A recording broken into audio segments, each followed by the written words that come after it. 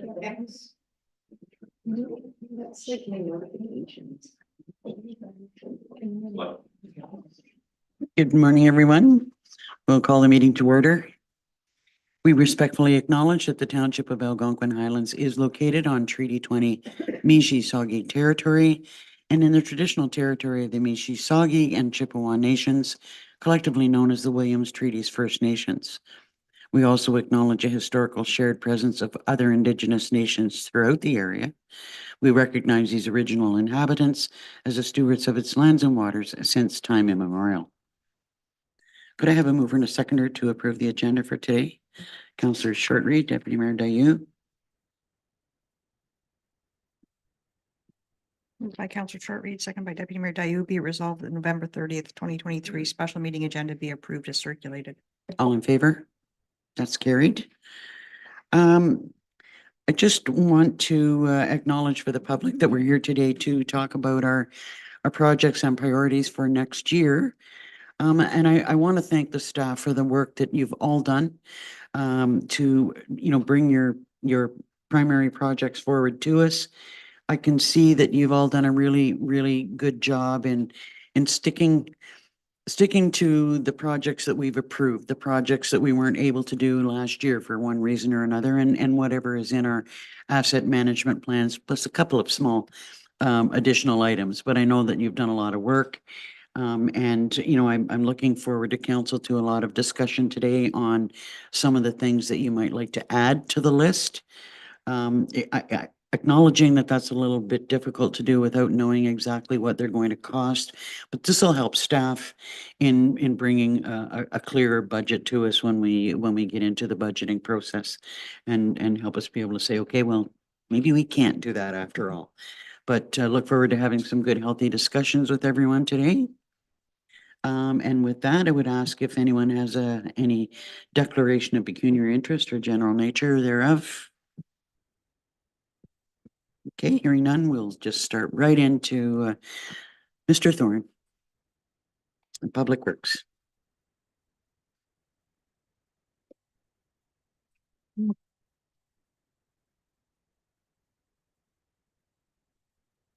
Thank you, Mayor and Council.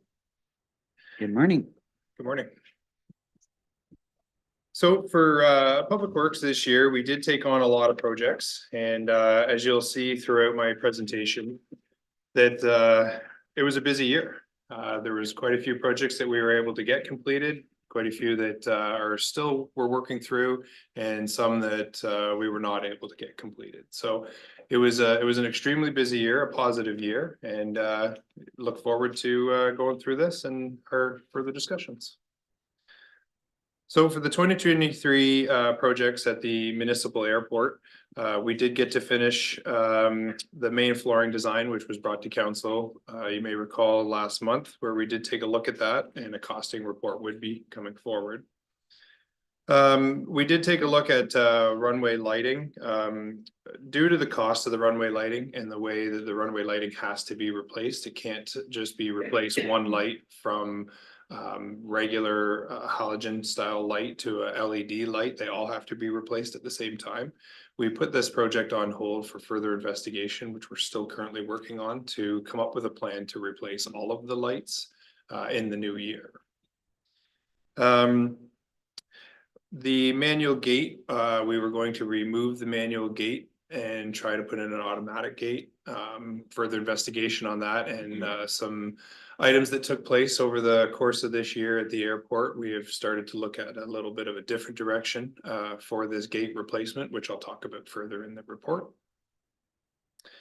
And then the signage was completed, and that's it for the airport. The aggregate, all of our projects were completed as scheduled for this year, and we'll be coming back again with some more projects for next year. Buildings and facilities. We did the design plan for the renovation of the Public Works garage, again, which was brought forward to council, and we'll be coming back with further information on that. The Projects that are in progress right now is the Kawagama Public Works Grads Insulation Project. We started that this year, and as we were moving through it, we found that we were coming up to some pretty big obstacles that we had to do some further investigation on. So we are currently working with the company to have some of the insulation removed for further inspection. And it's just come down to timing and other projects that the municipality has going on. So it's in the works, it just hasn't been completed yet. We did have Station 80 ceiling replacement put on hold due to the mold issues that were in the back of the building. So staff was tasked with focusing on that first, and then the ceiling was put on hold. The Dorset Museum roof soffit and fascia replacement. Unfortunately, that did not get finished. However, we are working with the county right now and in the past month or so on getting that put together in an RFP to have it replaced in the new year. The main office roof here was put out to an RFP, and we did not get any bids on it, unfortunately. So we are working with the county as well to put that back out again, hopefully before the end of the year, have that scheduled for replacement for next year. So if I might, could those two projects be tendered together? We looked at tendering them together. They are completely different roof styles. So one's a flat roof, and then this is a traditional roof. So we are going to tender them separately. The old garage, sorry, the flooring replacement on the main office here. So it was scheduled to be replaced when the flooring at the library was replaced. Unfortunately, due to the passing of the owner of the business, it got missed in the shuffle, and we're currently working on a plan to have the floor replaced in the new year. But the flooring was finished at the library here in Stanhope. The old garage renovation, the plans were brought forward for that. The new garage, the plans will be coming forward for that project. So that's still on the go. And then the DRC is, as you have been informed every month, we're still moving forward with that project. Onto fleet services. We did, throughout a bit of a painful process, we did receive all of the equipment that we had ordered, except for the tandem dump truck. As council is aware, with COVID, there were quite a few setbacks on getting equipment purchased, but thankfully, through your support, we did get to order these vehicles early, and they did come in. So we are back up to all of our equipment that's required, and we have surplus the equipment that is not required. We are just waiting for one tandem dump truck to show up in the next 3 to 4 months. The one item I wanted to make note here is that we did plan to paint 3 tandem trucks due to the weather and the snow that's come in. We've only been able to get 2 of the trucks painted. So 1 truck was put on hold.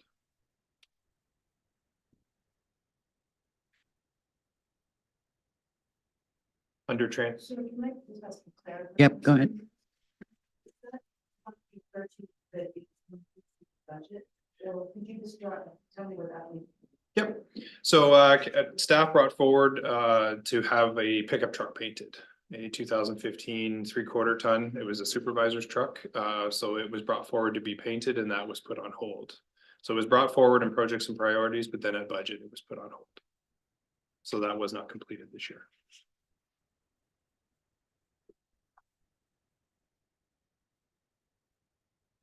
Next slide.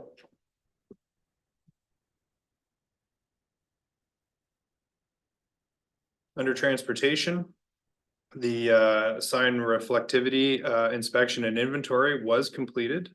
The road speed limit review has been completed and just working on the report that came from it.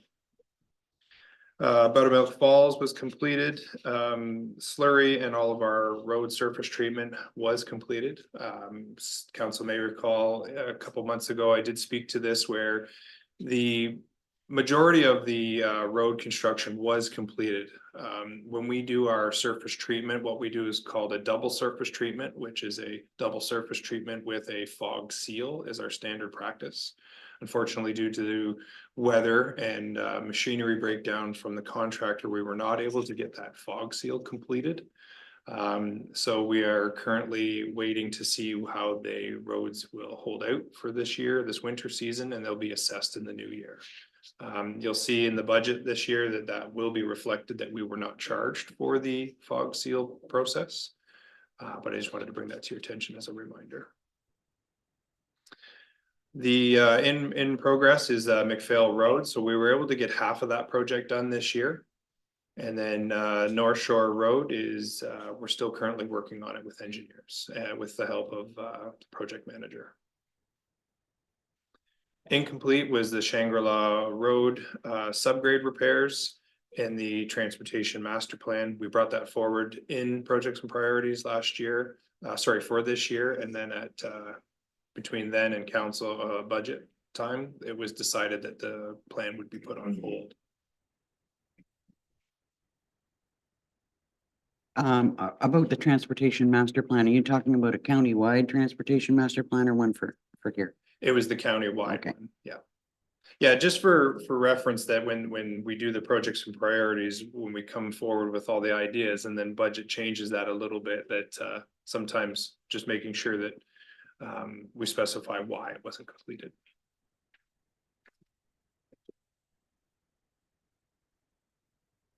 So staffing and training. So we did have 2 of our senior members retire this year. It was a great celebration to see them and their successful career here at Algonquin Highlands. So it was great to get together with them and have that little retirement. We did get to hire replacements for both of them. And we did also hire a new operator. We did get to hire our seasonal our seasonal maintenance worker, which is great that we were able to find a good person for that position and a good fit with the team. And then regular continued staff training and education. It was great to get back in the classroom again and get all the staff back out there with everything opening back up. And then the incomplete portion of this is the hire of one seasonal operator. We decided not to hire that operator, the seasonal operator, because we hired a full-time operator in its place. Okay, that my question would have been because it looks like you kind of removed one winter seasonal operator and have hired a summer one without replacing the winter one, but it's the full-time person that's taking care of that whole That's situation. correct. Okay. In the past, we had a seasonal summer operator, and then they would go till November, and then we'd basically have a month break, and then we would hire a winter operator. But because we hired a full-time year-round operator, there was no need for that extra person. So, before you get into 2024, I'm just looking to see if there are any questions about 2023 projects, where they stand, and okay, carry on then. Okay, on to 2024 projects.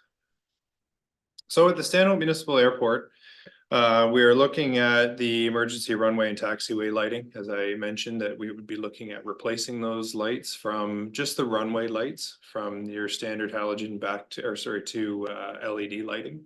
Right now, half the airport is LED and half is halogen lighting. The main floor renovation project, have it shovel ready. So currently we're just waiting on the costing to come back for that plan that was brought forward to council, and then we'll have it brought back to the budget for further discussion. So I'm wondering what the intention is with respect to that particular project. Are we looking to go forward with that if we receive funding for accessibility, or is it kind of like a dual project, partly accessibility? Because I know part of the work that you're proposing probably isn't really related to accessibility, but need to do it at the same time. So I'm just kind of wondering, what your thinking is there. Of course. So that plan was brought forward just as an idea for accessibility funding. And then once we have that discussion of what it's going to cost, what it looks like, then we could decide as the group how we want to move forward with it. The intent was to have it shovel ready for a grant funding that could come along. And then, like I said, should through conversation we decide we want to move forward with it, well, we certainly could, because we'd be ready to do so. We do have a lot of projects, as you will see as we go through this, that are coming up, a lot of building projects. So I think that's part of the big discussion. Okay. So continuing with the airport, we do have the replacement walkway to the water fill station, installation of a new automatic gate with a card lock system, and cameras, the installation of cameras. So as we go on into budget, you'll hear me talk about a site safety plan for the airport. This is part of that site safety plan. What I'm going to be proposing is that we replace the manual gate. This is for hangar tenants to be able to enter and access the property. So this gate would be replaced with an automatic gate with a key fob. So the key fobs are not duplicates, that you can't duplicate them, sorry. They will be for one per hangar is the idea. And then we'll be able to know who comes and goes on site and be able to control our site security. In addition to that, we'll be proposing cameras. I have been working with the IT department to look at what kind of cameras and what kind of plan we can come up with to increase our site security for around the hangars and the terminal building. This year, we've had a couple of minor issues with some people being on the property that shouldn't have been there, and we've dealt with it, and everything's gone fine. It's just staff feel like we need to up our security awareness at the site. Assisting with the events, as you know, the event this year went really well, and I can only assume the new events that we'll be doing in 2024 will be bigger and better. So we'll be working with the committee on those events, and then the OLS survey. So we'll be doing an OLS survey this year, which is for those of you that don't know, basically it's a survey of the land around the airport within our registered area that will show us if there's any impacts like trees and things of that nature that will cause any issues for aviation flights and things of that nature. Go ahead. Thanks. Just before we go on to the next section, we did briefly chat about parking fees and maybe doing a quick review of parking fees for folks who leave their planes on an annual basis or a monthly basis. Maybe it's not a projects and priorities piece. It might not have a budget number attached to it, but is that also being considered for this year to review that? Yeah, so through you, Mayor, your question at the last meeting regarding that. So I've been working with the coordinator on it, and we were actually going to be bringing that up at the next December meeting. Yeah, in the monthly meeting, yeah. Any other questions about the airport at this point in time? The one thing that I would ask is that I had made an inquiry about the land on the airport land on the other side of Airport Road where we had the parking for the event, and how far back that land actually goes and whether we actually own to the water or not on the lake. You know, it's just one thing that would be nice to check to see if there's anything that we could do about access for float planes. Just in the future. Yeah, so we actually don't own land to the lake. It is, you can actually see it on the GIS mapping. It's kind of a funny shaped property. But we do own a fair bit of land there, but nothing that goes to the lake. Okay. Any other questions or comments or thoughts about the airport? Okay, carry on. This is an opportunity to bring up any thoughts, ideas, blue sky thinking that you might want to consider for next year. So don't hold back. Please don't, because it makes it a lot easier if I know now going into a budget that I can start preparing I think you may hear one or two things when you're done. Perfect. Okay, so on to aggregate. This one's pretty quick. It's basically every year we put together 9,000 tons of sand for our winter sand operations. We put it between 2 yards, 4,500 on average between the 2 yards. This is a project that we do every year. We're going to be continuing our marking our boundaries, which might require a bit of tree cutting for that. And then there's two sections, as you can see in the picture that I've put onto the presentation. There's two sections. There's a rectangular section, and then there's kind of a oblong section. The rectangular section is going to be the area that I'm proposing that we rehabilitate. So we had just finished up this year in this section, removing as much sand and material as we can from there. So I'd like to propose that we rehabilitate it. So we can use the material that's currently on site. Nothing has to be brought in. It would just be a matter of hiring a company to come in with some equipment to put the material back on the bank and slope it according to regulation. The second part of this project would be the clearing of trees. There's approximately just over an acre and a bit there in the oblong section where the trees will need to be removed. The project it's very similar to a project we did in 2019 where a company would come in, remove the trees, remove the organic material, which will allow us access to the granular material underneath, and then we will remove our sand from there. So that's what we're proposing for 2024 in aggregates. It's interesting to see the work that you're planning to do at that pit, because there has been some suggestion by people in the Hulshawk area that that is an area that we consider for a future transfer station site. But that's another discussion. But anyway, it's just interesting to see that your work that you're going to be doing there. Thank you. And through you, Mayor, this section here where basically the oblong section is, it's actually not our property. It's M&R property. We don't own it. We just have the rights to the material on it.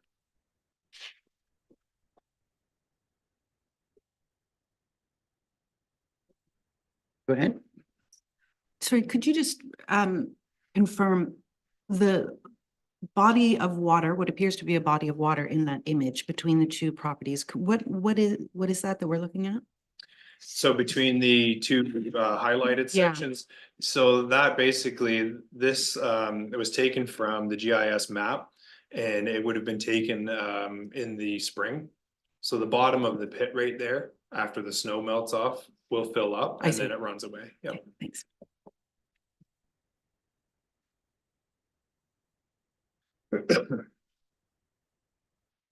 So 2024 projects for buildings and facilities is the continued project with the Kawagama Lake insulation project. So it would be the removal of the ceiling, removal of the insulation, and then reinstallation of the insulation for that building. The furnace replacement at the Oxton Community Center, the ceiling replacement at Station 80, and then the Dorset Museum roof, soffit and fascia. I want to just add also that there was a lot of work that was done at that museum this year. Staff were excellent to get up there. We redid the driveway, painted some of the building. There was a lot of work that was done. So I just wanted to add that in there. The Dorset Rec Center renovations, obviously continuing on with that. The tender to start building the new Public Works garage on North Shore Road. And then tender to start building the renovation for the Public Works garage on North Shore Road. And then included in all that would be the rental of a office trailer for Public Works staff. So to elaborate a little bit on those last three projects, they kind of all tie together. The idea here is that if council approves the renovation of the Public Works garage and the new build of the Public Works garage, I'd like to start them right away as soon as possible and both at the same time, but they're going to be separate projects. So if they do start at the same time, ideally we'd be able to move our operating staff into one of the bays not affected by the renovation at the current garage. But what that would mean is that myself, who works out of the office, would have to move into an office somewhere. So the rental of a office trailer essentially is what it would be. Is what I'm proposing would be set on site, plugged into the building, and then I would be able to work out of that as an office. And then the operators would be able to work out of one of the bays until the renovation was complete. In a perfect world, they would both be done at the same time. The public works operators would move to the new building, then the maintenance and the PRT staff would move into the renovated building. Knowing that that's not likely going to be possible, when the renovation is done on the public works garage, the operators and myself will move back into the building, the renovated building, until such time that the new garage is built, then we'll do the big shuffle. I think that as I've looked at it over the past couple of months, it seems to be that that's the most efficient way for us to try to do it. And it'll just depend on completion dates and of course, council's approval on the projects. I wonder about storage of equipment, and you know, whether there's going to be any issue with respect to that, if you're going to be using bays for different things and bays that may not be available during, you know, certain periods of time. Is there going to be any issue with equipment storage? So if the project moves forward in the new year, chances are it wouldn't get started till the spring. And by that time, we'll be able to pull a lot of our equipment. In the summertime, we keep some of the equipment outside, just doesn't make sense to, because it's so compact in the building, and it's difficult to get around. We don't put the equipment inside the building very often in the summertime, unless it's broke down or we have to do some kind of maintenance on it, then it gets brought into the building. So while the renovation is taking place in what I'm going to refer to as the first bay, that's where the half bay and the office is, we'd be able to have staff away from all of it in the fourth bay. So we can section off an area for staff to sit in the fourth bay for meetings in the morning, lunches, things of that nature. And that would still leave us 2 bays open. We did this very similar process when COVID came into play, where we had to separate our staff. We actually moved them out into the half bay. It's a challenge, but it's definitely something that we can work through.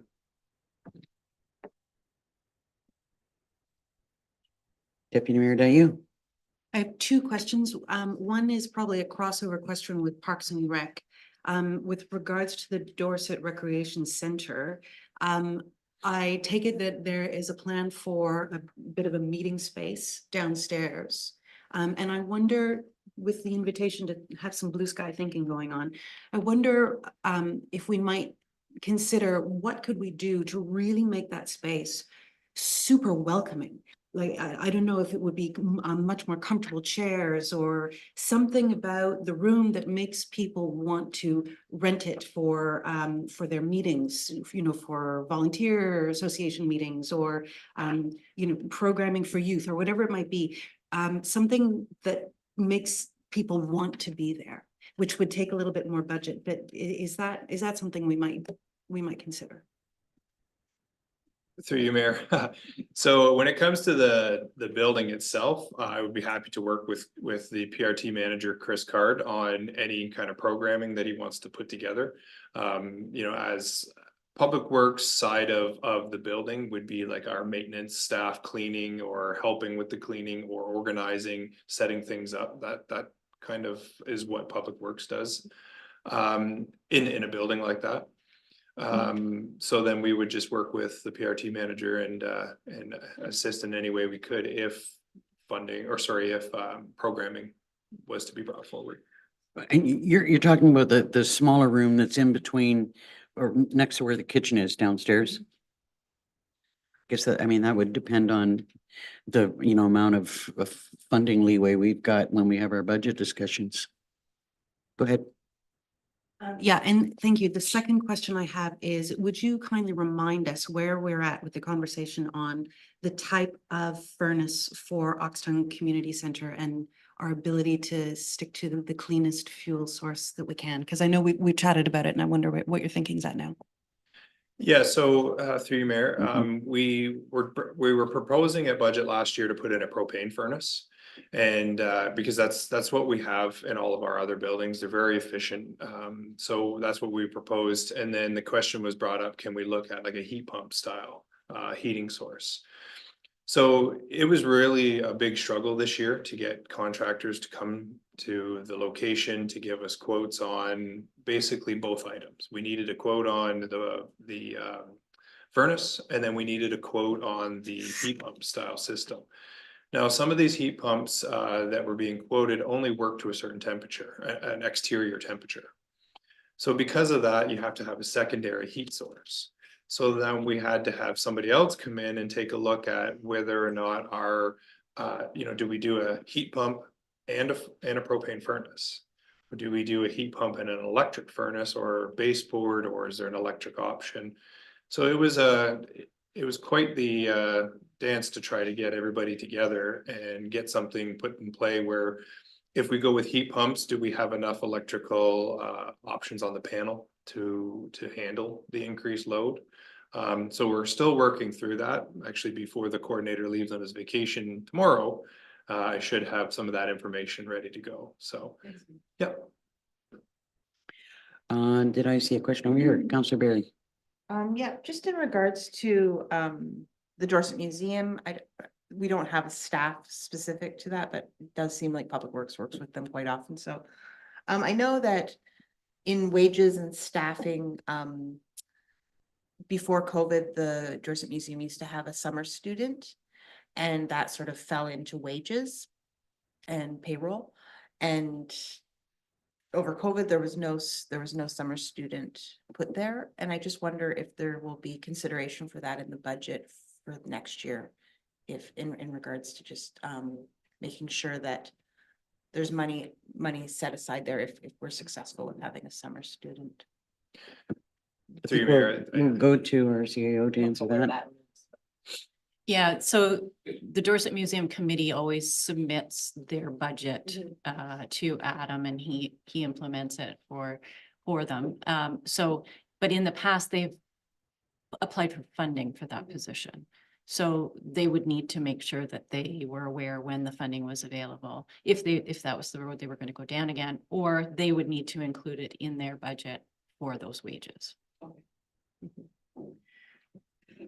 Is there a deadline given to committees? I was kind of thinking we'd already got past the deadline where they have to submit their budgets. No, not yet. Not yet, no. And I'm looking at the treasurer because I'm not sure if that's been given to the committees or not. I know that staff are required to submit their budgets. They'll be submitted in December sometime. So I'm assuming that will be the same timeline. Go ahead, Adam. So I've reached out to both committees, both museum committees, and asked for their budget. Both of them have been working with the coordinator really, really well, communication between the three of us. So they're currently working on it. I have had 2 draft budgets brought forward so far. So at the last discussion we had, I think the museum committees were going to have one more meeting or one more discussion regarding it, and then a final would be brought forward.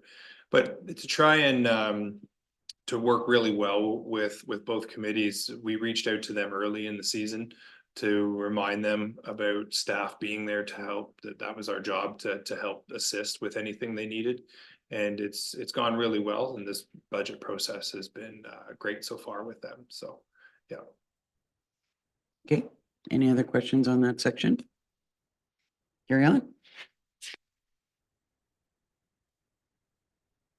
So under fleet services, the projects that we're proposing for this year would be obviously the delivery of a new tandem truck. I know the truck has been built. It has been taken to the bodybuilder. So the bodybuilder is the company that puts the standing box, the plow and wing and all that nature on it. So I know it's there and it's in the queue to be built. So hopefully we'll see it in likely February, end of February or March.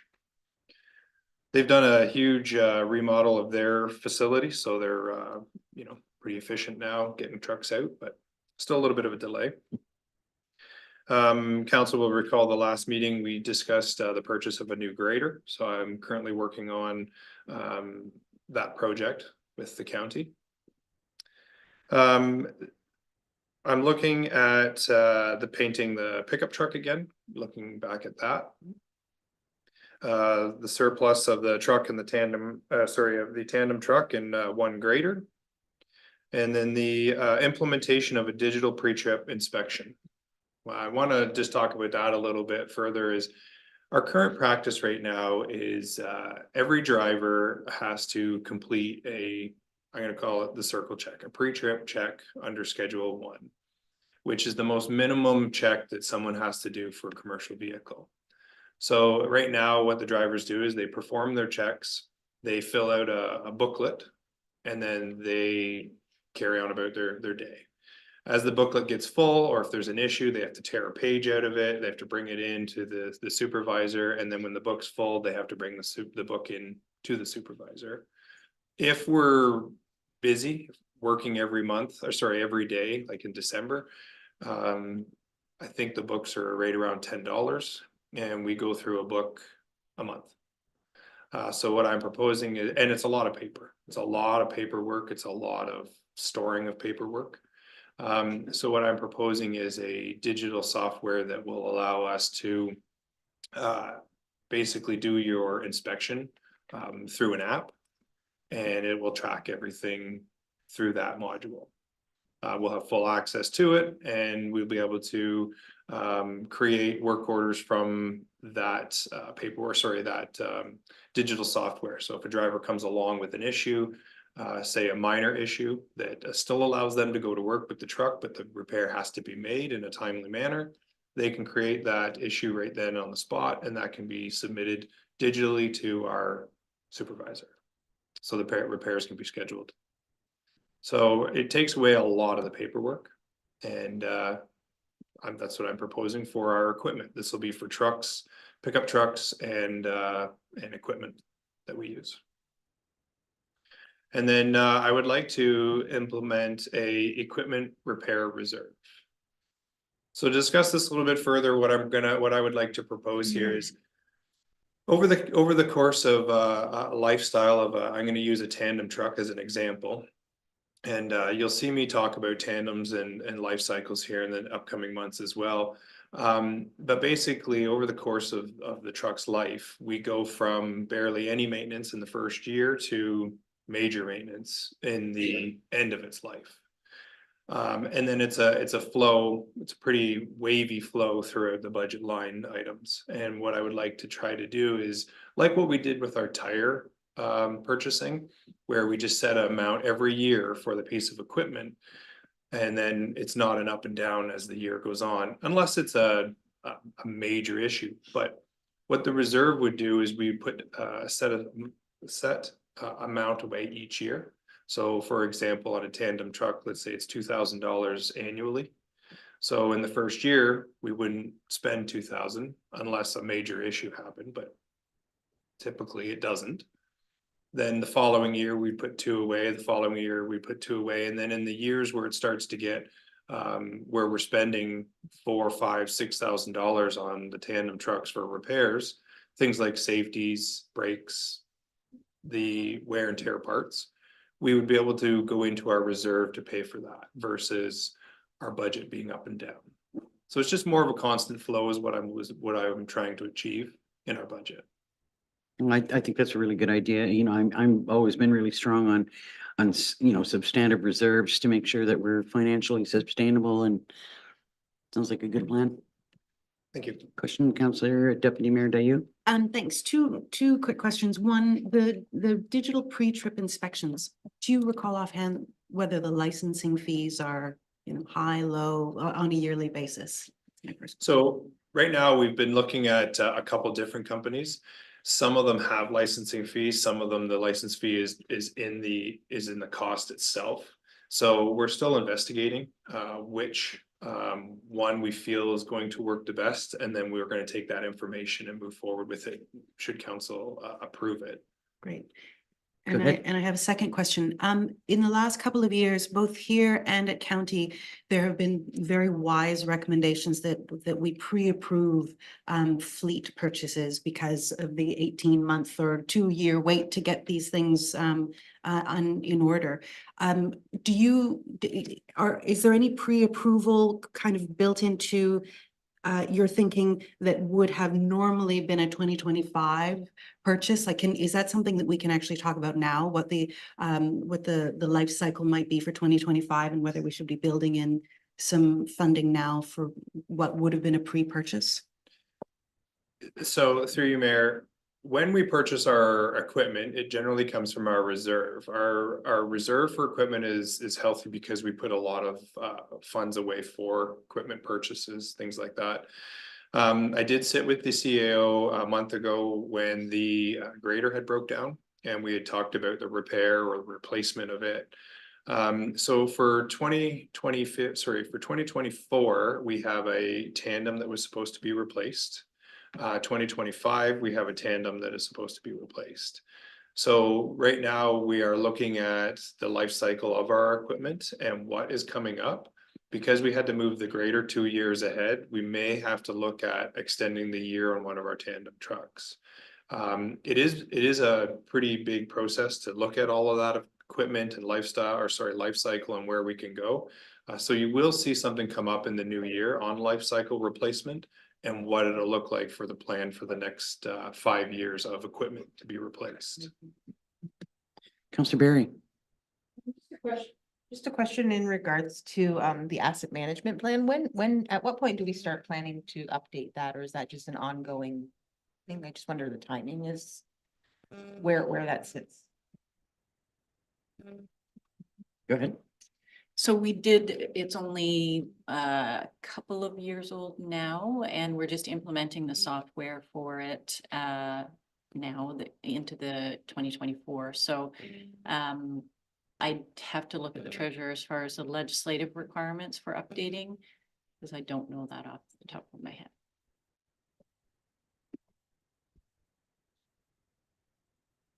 So did you have anything that you wanted to add to that?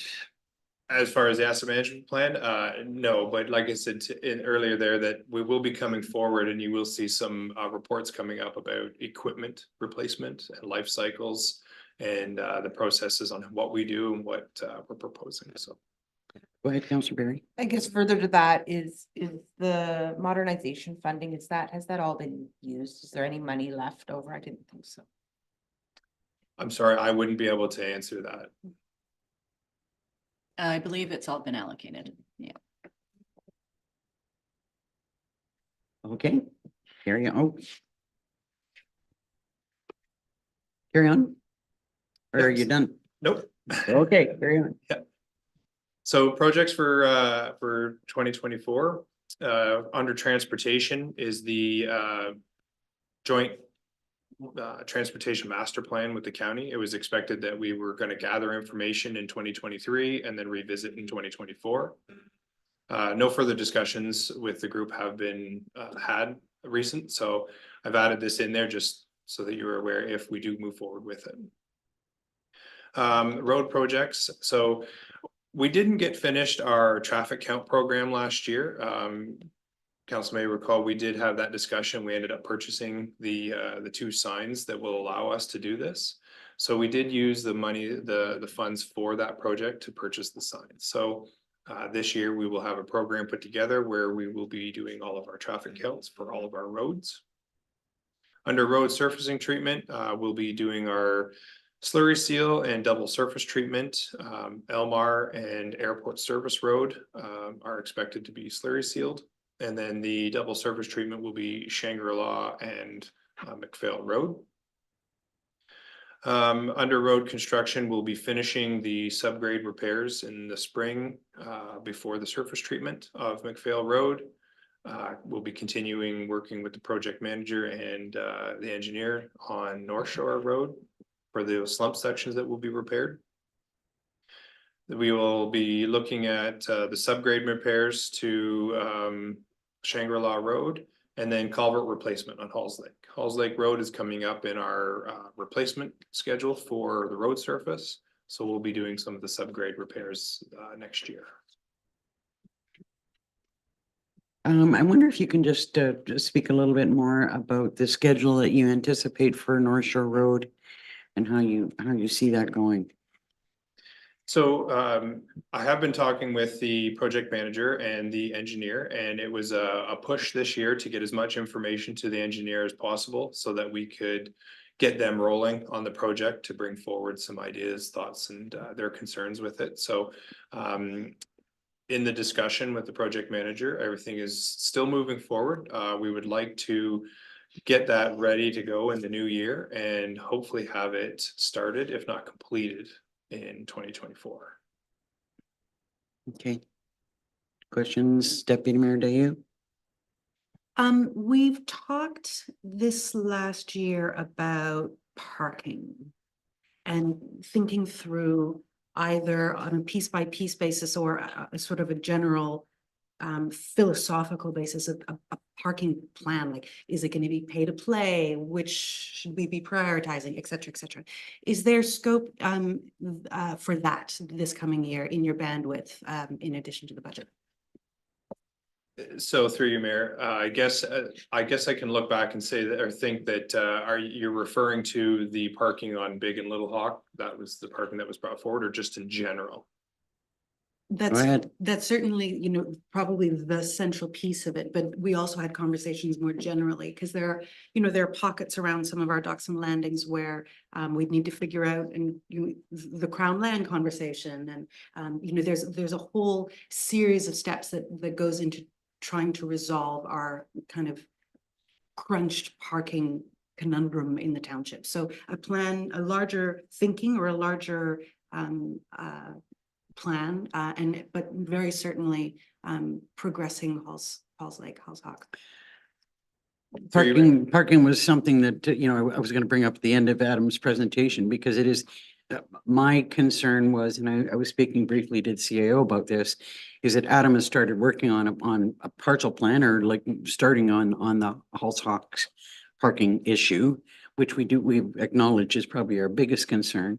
But you know, if you're looking at a parking plan, it includes parks and recreation, you know, when it comes to parking for docks and landings, and it might include a planning when it comes to acquisition or continuing the discussions about acquiring Crown land.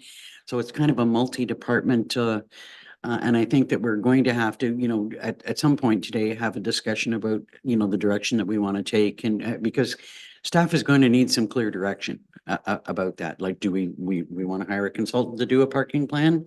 Do we want to have a like an asset management type of document for that? And where do we start? You know, what's the priorities? And I do see that the Hawks area is probably the most unsafe. And it, you know, it's been a long-standing circumstance when we started working on that. So I'd look to hear what your comments and thoughts are about that.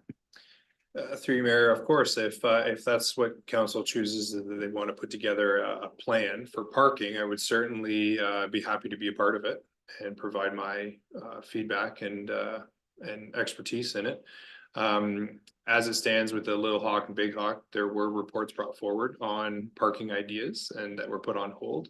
So we could bring those back up again and look at it.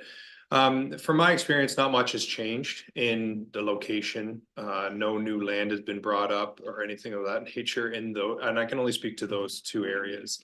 So bringing something forward would be pretty, would be very simple. It's just it would be costing, having to get new costing, because that was done prior to COVID, and then obviously everything has gone up financially. So we would just have to look at getting the numbers redone by, I believe an engineer company did that for us. So we could look at that in the new year if that's a decision. Well, and we do need to have a discussion about, is it going to be a pay as you play? You know, I know that Councillor Shortreed has some thoughts about parking and how we should be approaching that, or how we might approach that. Do we pay for it up front? Do they, you know, they then have to, you know, I don't know, put electronic access gates and everybody has to pay for, you know, the ability to use it. I know that that doesn't look after, say, the water access only properties on the Hawks, because there are other users that we would still have a problem with. But you know, I think we need to have a very, very big discussion about how we want to approach it. Go ahead. Yeah, and I guess maybe it goes without saying, for me, for this year, I would be delighted to see some money in the budget for that. And I know that it's gonna be tight, and I know we're gonna be looking at higher rates, but I do think this is a priority, and I would really like to see a chunk of change in there for that. We can't continue to put it off. And, you know, and I think you'll find that there's concurrence that we need to land somewhere and start putting some money aside for, no matter how we approach it. Any other comments or thoughts on that? Go ahead. So is council looking for money in the budget for a plan, not any implementation or infrastructure changes? Counselor Richards. I think we need to have a larger discussion about a plan. But I think that there are some minor things that can be done to improve the situation in the short term versus the long term. So some money put towards that would be beneficial. And therefore, the earlier we have that bigger discussion, the better. Could you expand a little bit on what your thoughts are about what could be done in the interim to?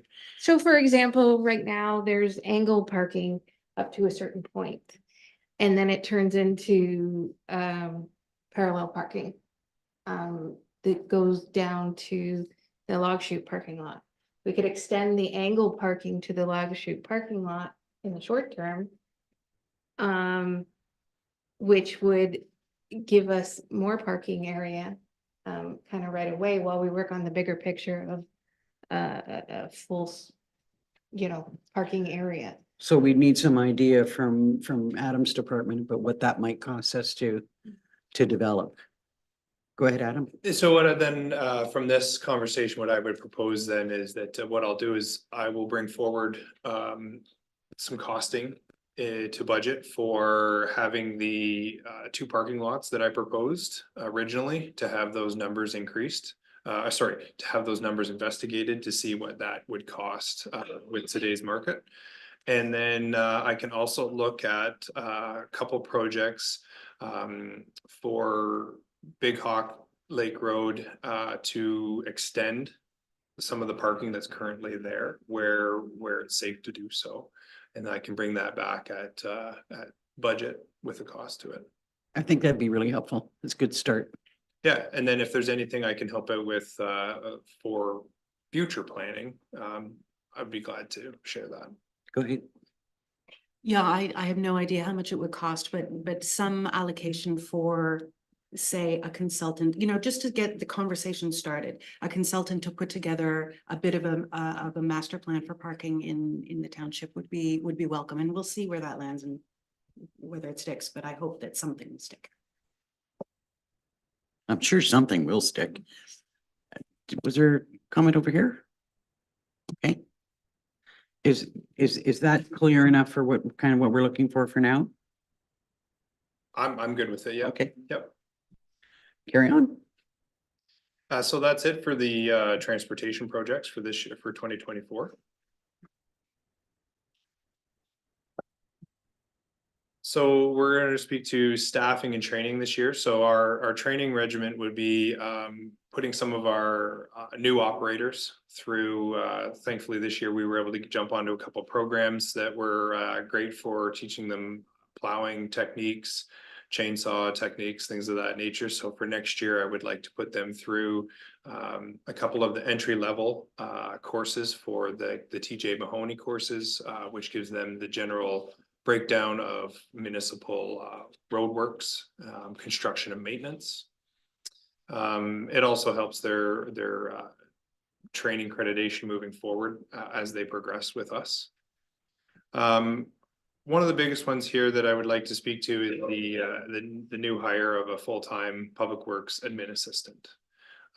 Over the past quite a few years, I've really worked on trying to come up with a plan to hire an admin assistant and to show that it's really needed.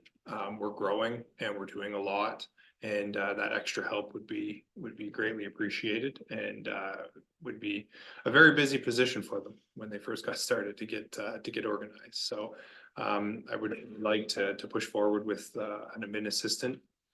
Currently, we don't really have the room for one, but with the renovations, we've allowed for extra office. And then the rented trailer would be a 2-room trailer that would allow for 2 people to work out of there, would be myself and the admin assistant.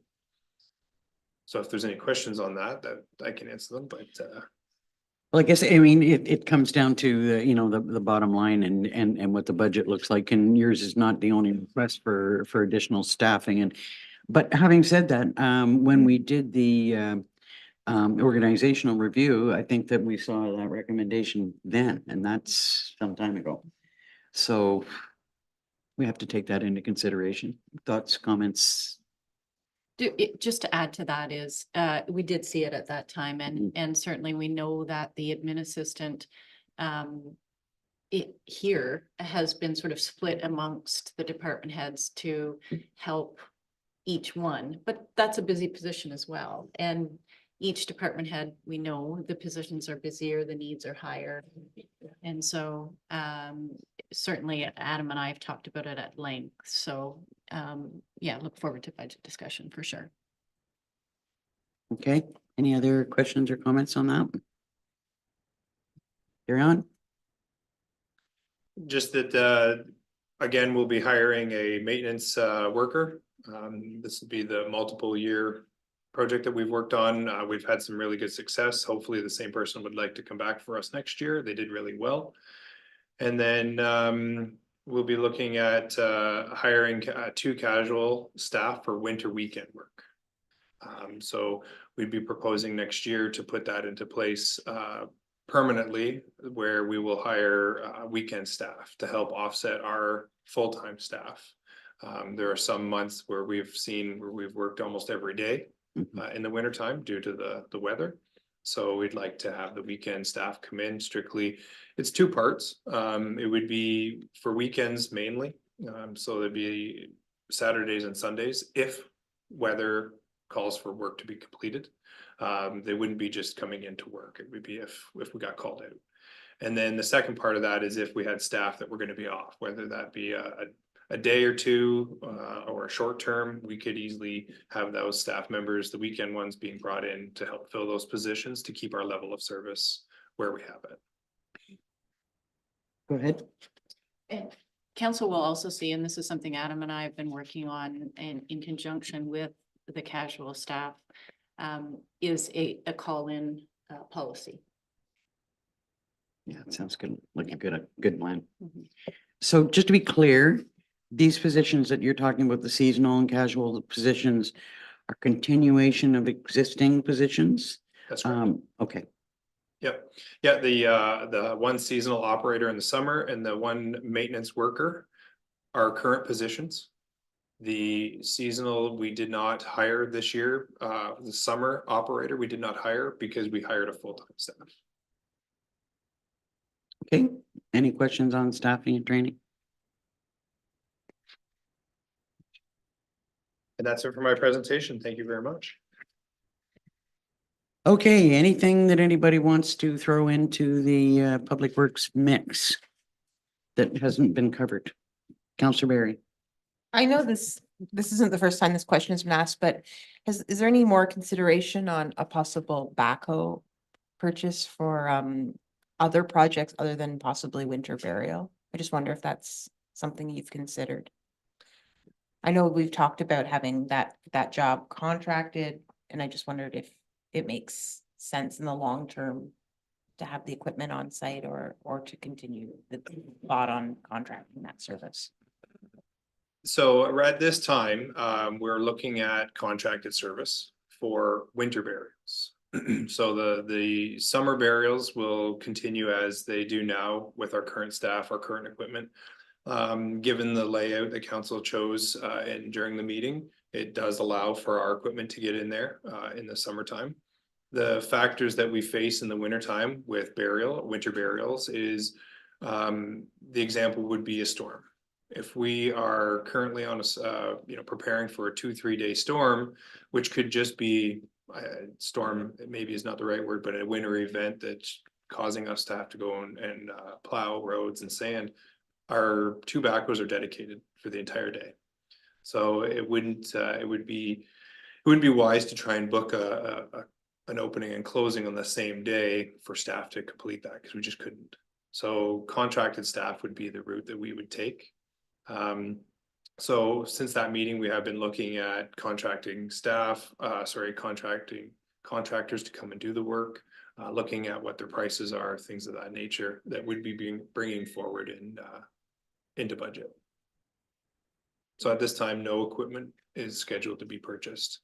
But actually, if I can, something that just triggered in my mind there was I missed it in the transportation was a enclosed trailer.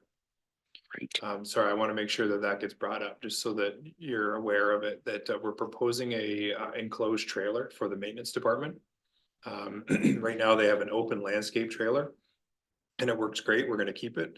But we're proposing a closed trailer so that we can keep the equipment inside it and it can be stored outside. So right now, if it's the weekend or if something's happening, we have to either back the trailer into the garage and leave it overnight with the equipment on it, or we have to unload it.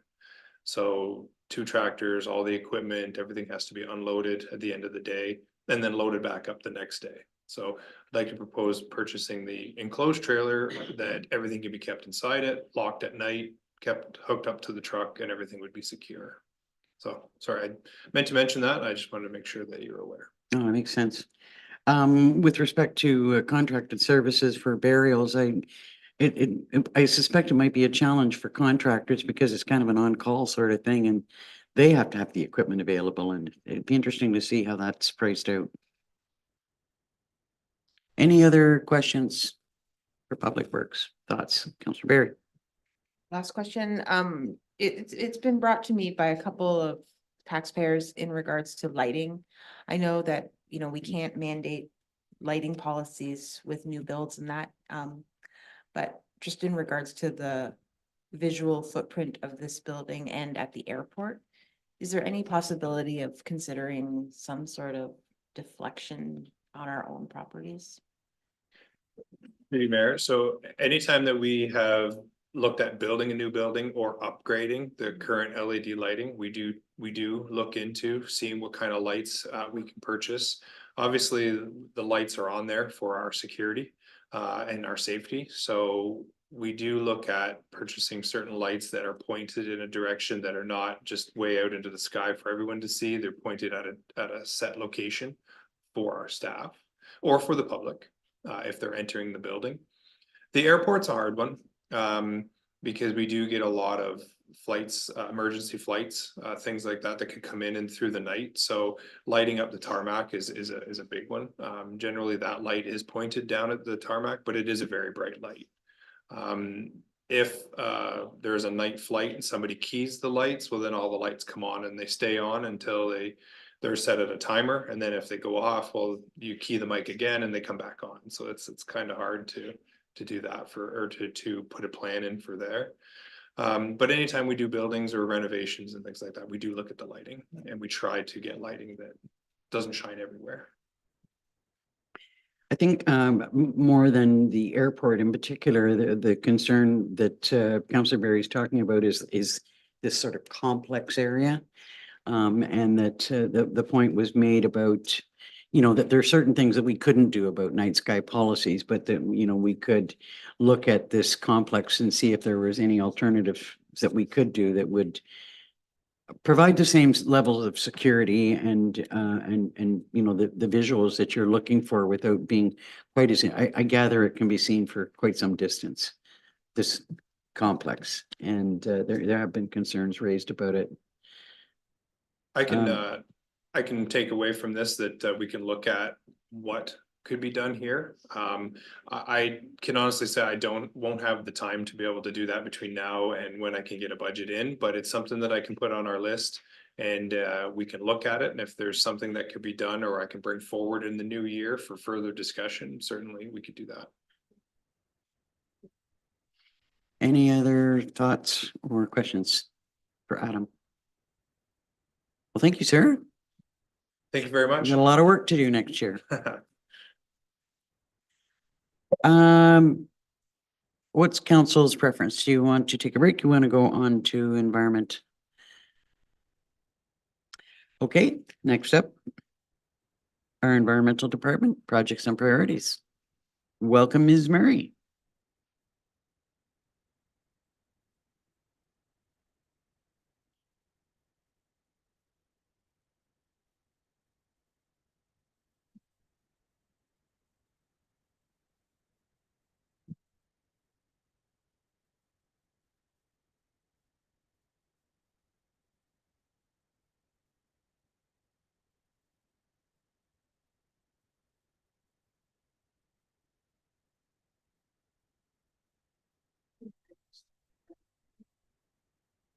Okay, sorry about that. There we go. Thank you, and maybe we can just go to the first slide and we'll jump right in with our 2023 projects. The obvious one to start with is our Maple Lake Operations Center. And I hope everyone's had a chance to visit the site and to see that. I have to spend most of my time on this giving thanks to everybody for their support in this project. It's been a tremendous project. And from the feedback we've received, I think it's been very well received by our users, our staff, our site staff. And that's wonderful to have. So I think that's a great move. And I have to give special thanks to our Public Works Department, the roads crew, our maintenance staff, Jeremy Rogers, our Public Works Supervisor, Adam Thorne, our Public Works Manager. If I could say they've all given more than 100% to that project, they certainly have. And they're well deserving of thanks and praise for their excellent work there. So thank you. And I have to thank council, for your support of this project. It's been time in coming, and it's been a lot of our staff time and resources. So, and I hope everyone has been happy with that. And I really have to thank our residents because they've had tremendous patience and understanding as we've gone through this process. There's been a lot going on there, and that's a heavily used site. And people have been absolutely wonderful. And we've really received all the we've appreciated all the feedback that we've received about that site, including, changes that people have recommended, and as well the positive feedback there. So thank you again. I can't say it enough. Well, it's a lot more user friendly. It really is. It's been really, gratifying to see the work that's been done there and the changes that have been made and how much happier people are with how it works. It's a good job. If you've been to the site recently, you've seen that there's a new installation. The scale is now installed. We have our scale building in place, and we'll talk a little bit more about that in 2024 projects. Next slide. On to some of the more administrative projects in 2023 that we were looking at. We did complete the Hawk Area Waste Management Options Review, and that was presented to council, and we'll hear a little bit more about that following up. We have begun on the waste management bylaw review, and there's been some consultation with our bylaw staff in regards to that, and I'll talk a little bit more about that later. Out of the service delivery review was a recommendation at the county level to look at a single tier waste management review, and that has been ongoing throughout the year, and we do hope that will be coming back to council early in the new year.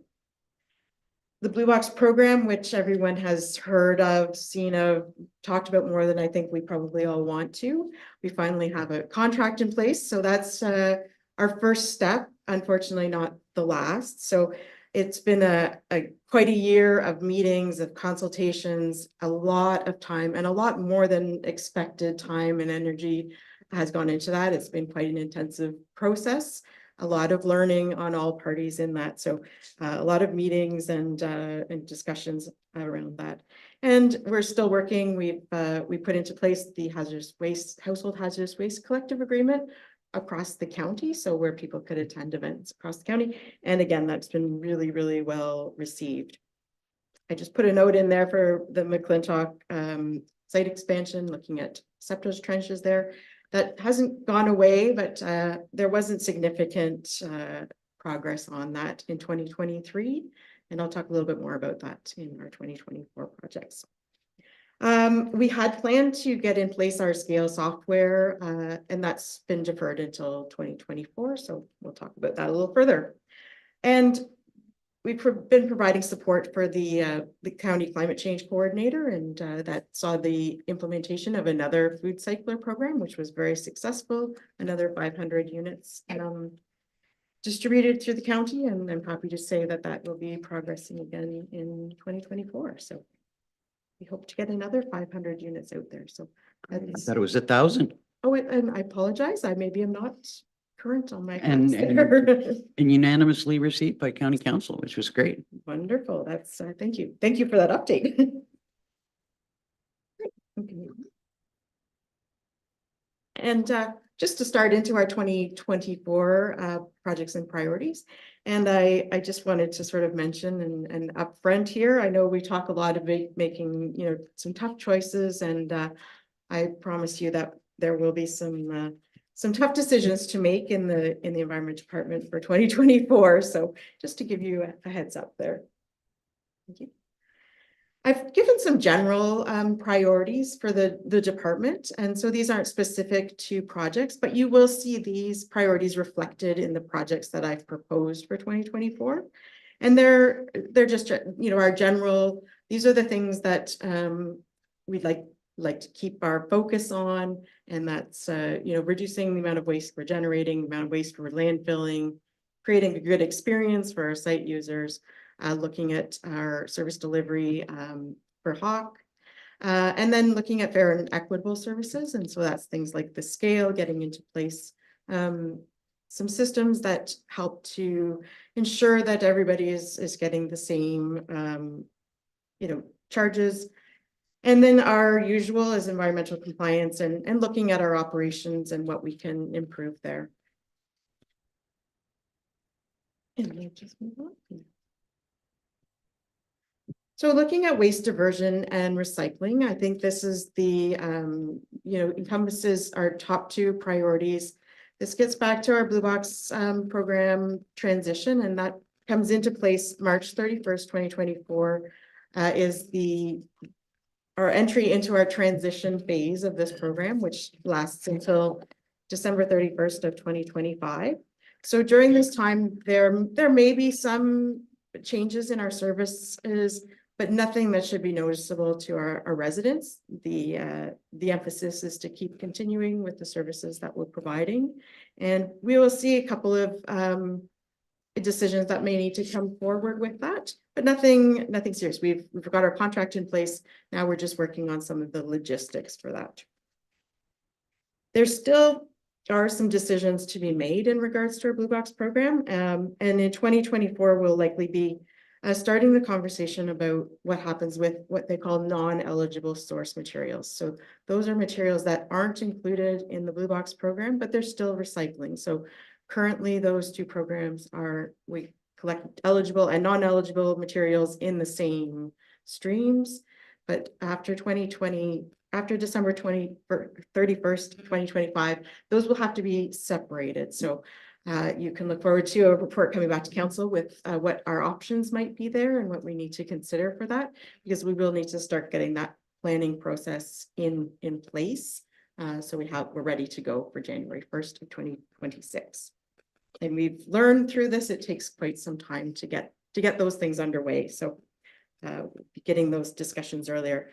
There are a number of contracts that we hold in waste management, and quite a few of those need to be reviewed, updated. We are looking at new contracts for hauling and processing of our waste, of our construction materials. We have a new attendant services agreement that will be coming forward. And then looking at some of our existing agreements as well for our managed programs under producer responsibility. And as part of that, a lot of those are similar things, similar initiatives across the county. So you do a lot of discussion with other county waste managers and looking at where there's opportunities for collaboration.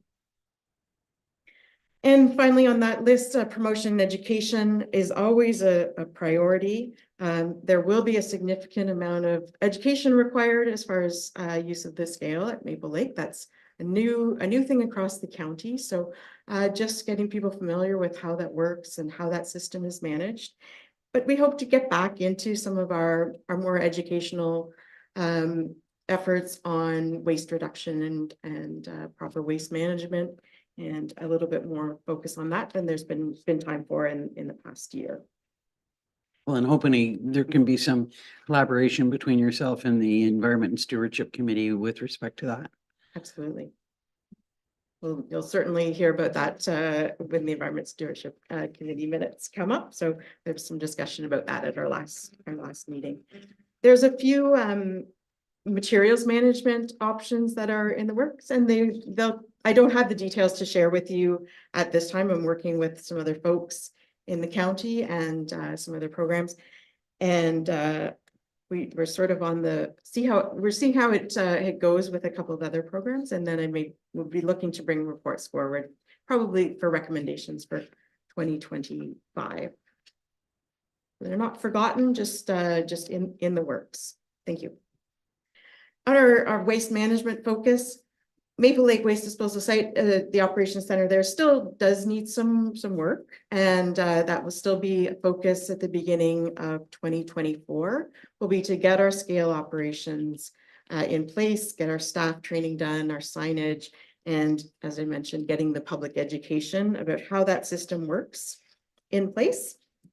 And as well, looking at any changes. Maple Lake is probably the site that could be impacted the most about our changes with the Blue Box program. So whether that's how bins are managed or materials are managed from a staff perspective, and probably not something from the resident and public perspective, more from the back end of things. So we may see a few things there. And then again, looking at the options for the Hawk Lake area. And that is something looking forward to bringing that forward at a future council meeting for some discussion.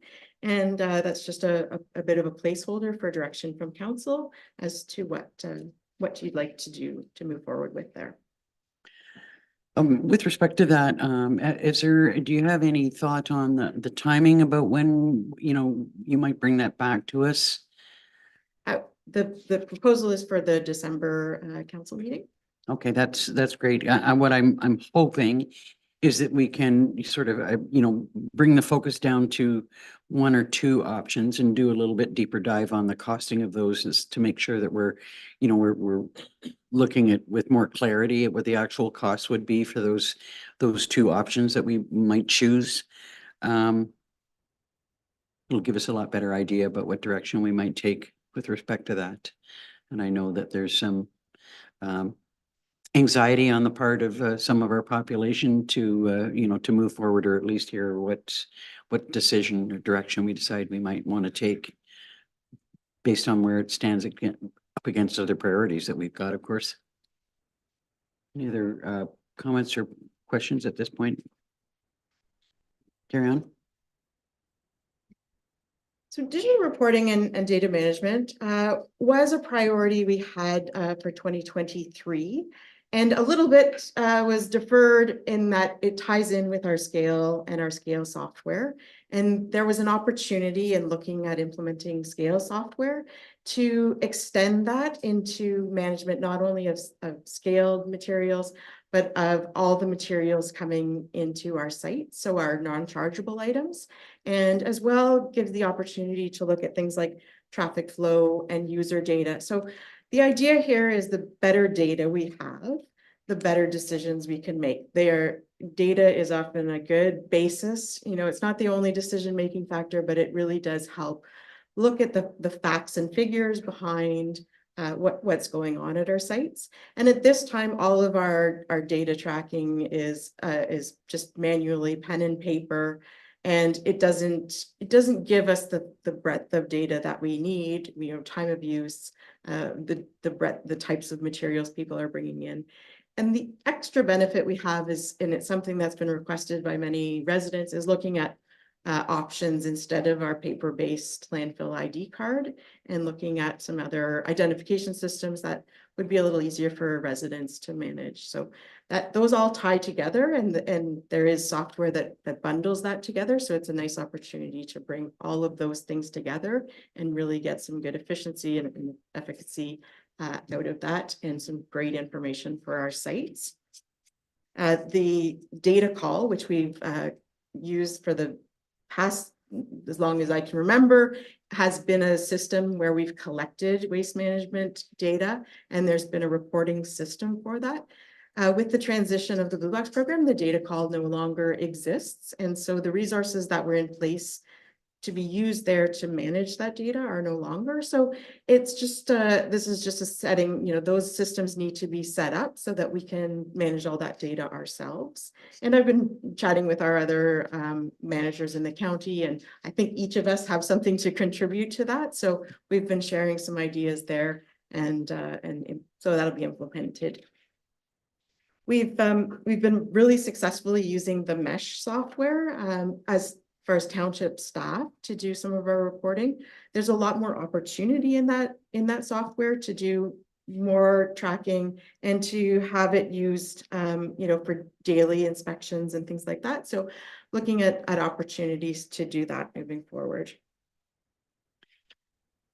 And finally, on that list is some just a note on records management. So administratively, we've been talking about records management software, and in that, some introductory training, it identified to me that there are a lot of records in waste management, and some fine tuning and some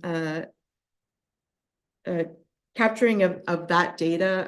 What records we have, what we need to keep, what our historic records are, I think will contribute to that process. And so that's something I would like to take a bit of time to do and make sure that the records are as well in place as we can for when that process starts. So it'll be a seamless transition to that software. When it comes to data management, I believe you're singing Deputy Mayor Dayu's song.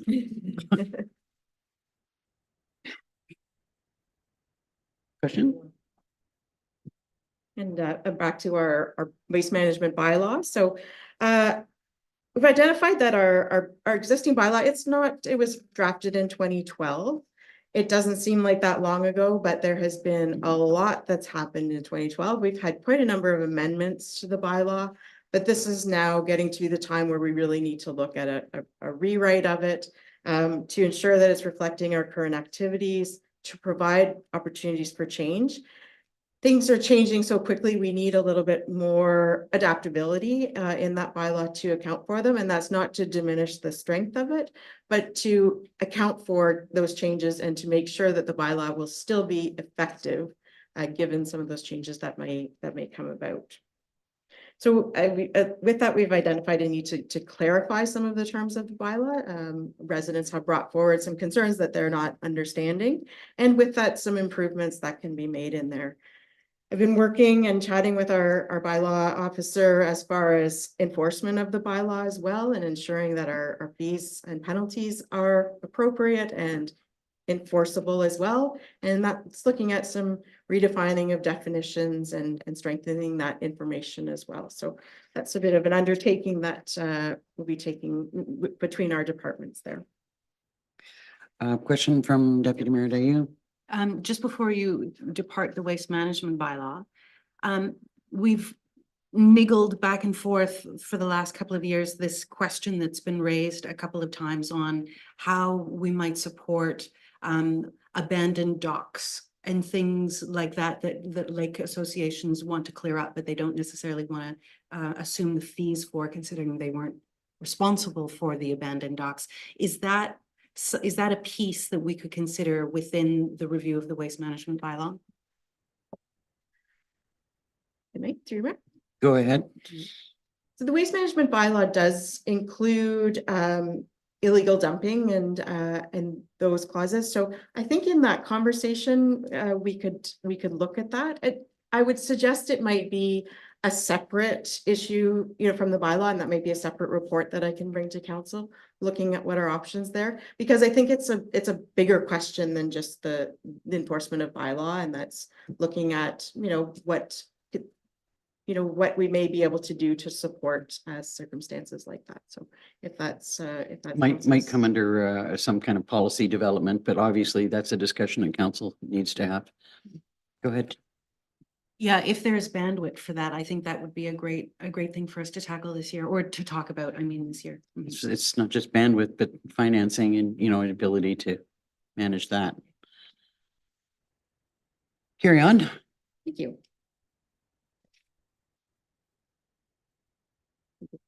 And I feel like this is the project that never goes away. It has been so long in our history that it's difficult to know when this started. The idea of adding to our capacity to handle septage wastes, and that's introduction of septage lagoon or trenches in addition to our existing lagoon. We are in a bit of holding pattern, waiting on the Ministry of Natural Resources and Forestry to let us know whether the land that is needed for that project is available and can be purchased. They're undergoing their environmental assessments for that. We've done all the studies and provided all of the information for it. They need to review that and then look at if there's any additional information they have. It unfortunately has been more than a year in the ministry's hands that we've had no response. So we've asked for it to be elevated because they have a year sort of service standard. So we are hoping that that may be the nudge in the right direction. So you have given them a nudge. Absolutely. good. I would say a firm push, has been there. Deputy Mayor Dayu. Given our current usage statistics, is there still a business case for this expansion project? As far as usage goes, at this time, there is not the need to move forward with it. There is the need, though, to have that ability to have that capacity in the future.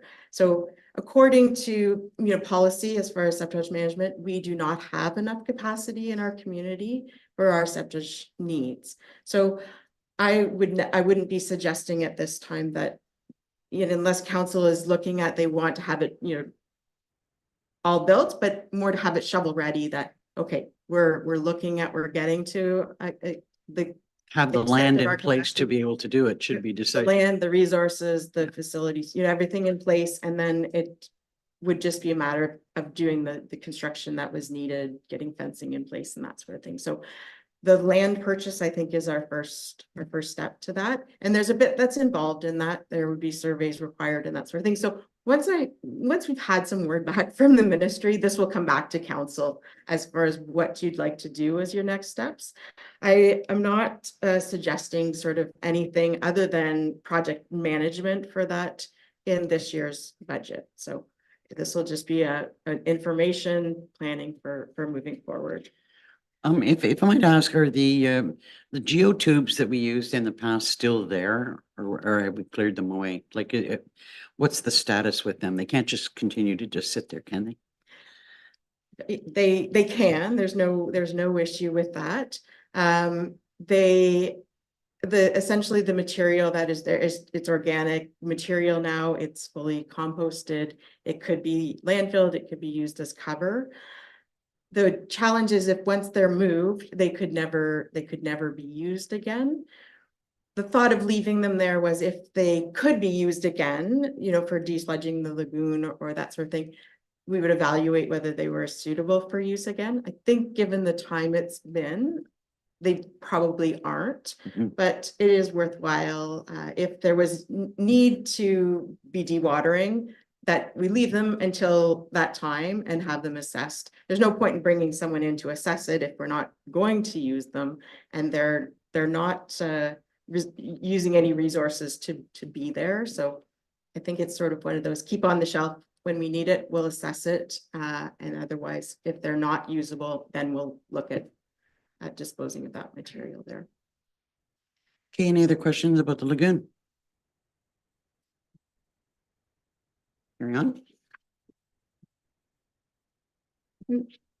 Final element on my list is climate change reduction, and the priorities in this and the projects in this are complementary. So looking at the work that the county's climate change coordinator is doing at this time for 2024, the project that's on the books is the expansion of the food cycler program, and whatever the township can do, what we can as staff can do to support that. We're there for them, and that's in providing information, education, and as well if there are needs for support for that, distribution and that sort of thing.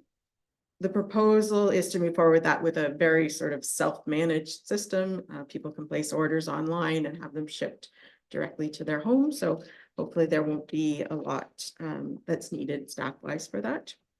But support for the Environment and Stewardship Committee, that committee has identified climate change as a priority, and we'll hear a bit more about that. I'm sort of jumping ahead a bit on that, and my apologies to the committee sort of for spilling the beans on it, but that is you will see that as a priority there. So there's definitely some things that I can do in supporting that committee and helping to bring some of their ideas forward. Any comments on climate change? Deputy Mayor, do you? Yeah, it's actually pretty exciting, and I look forward to the day, at the next council meeting when we can talk about it in greater detail and solicit council's support on it.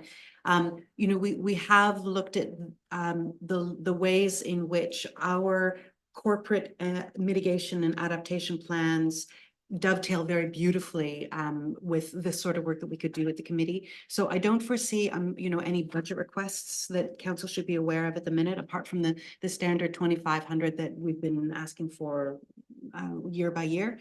But I think, all being well, you're going to see some really lovely developments on this, and in particular in organic waste diversion and the whole public education piece.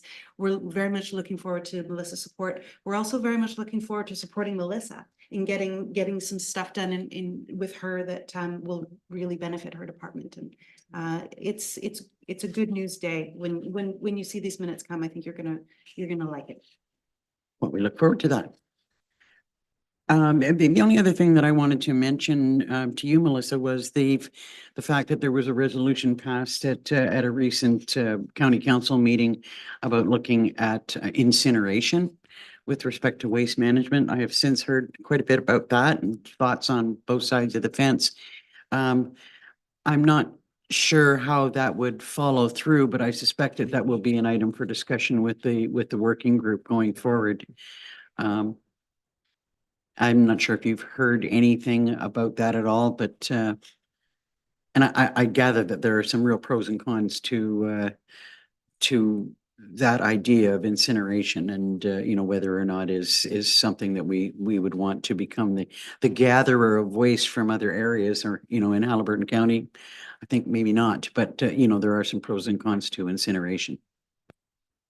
I will offer my support in any way I can to that. I'm not sure what that might be at this time, but obviously I'm there as a resource to support that sort of recommendation, and however it is brought forward. Sure, you'll hear more about that soon. Councillor Barry. Just wondering when you expect for this council possibly to see information in regards to the work that's happening with the single tier waste management review, collaboration opportunities, that type of thing. Okay. Yep. So the single tier waste management review, as I mentioned, has been underway. We started it with a meeting amongst the 4 municipalities, and we've been drafting the report, working with Dillon Consulting throughout the year. We've had a number of the 4 managers of the county have had a number of meetings with Dillon, and as the hope is that report will be coming forward to councils with a presentation to council from Dillon in the new year.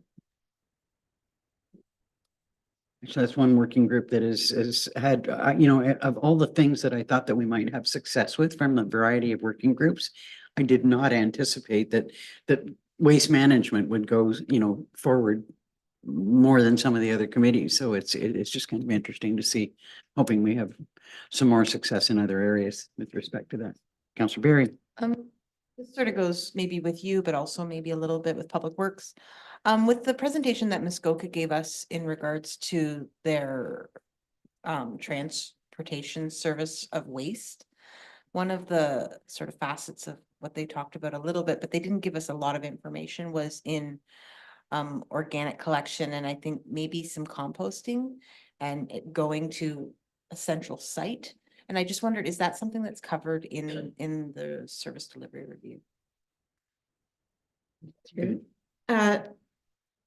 The service delivery review was looking at the single tier was looking at sort of governance at a single tier as opposed to at the lower tiers. On that, for waste managers in the county, we certainly, organics is a topic that comes up in sort of our working groups quite often.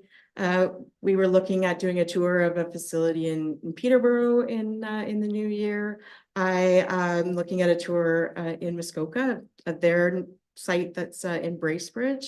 So, and that's Muskoka, the district of Muskoka does operate their own organics processing facility.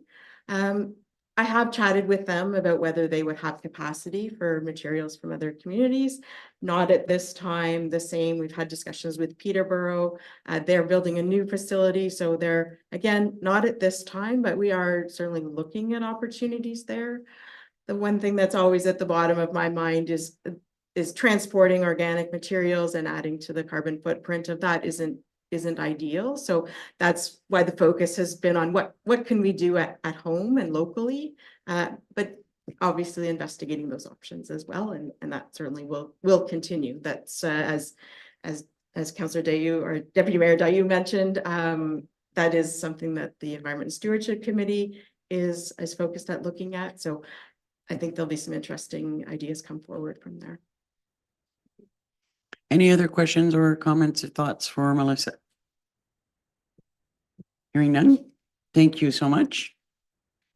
And I think we will take a 10-minute break till 1:45.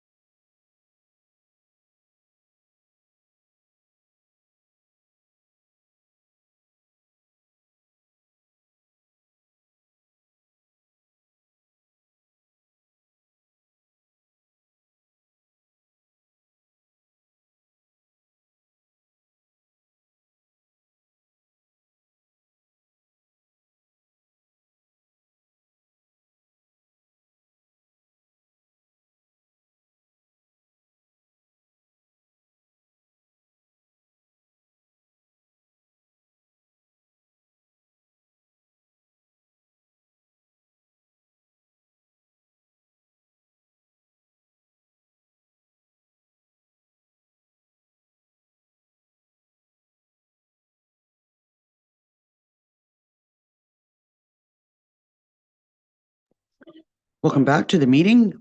Next up for discussion are Parks, Recreation and Trails, and welcome, Mr. Card.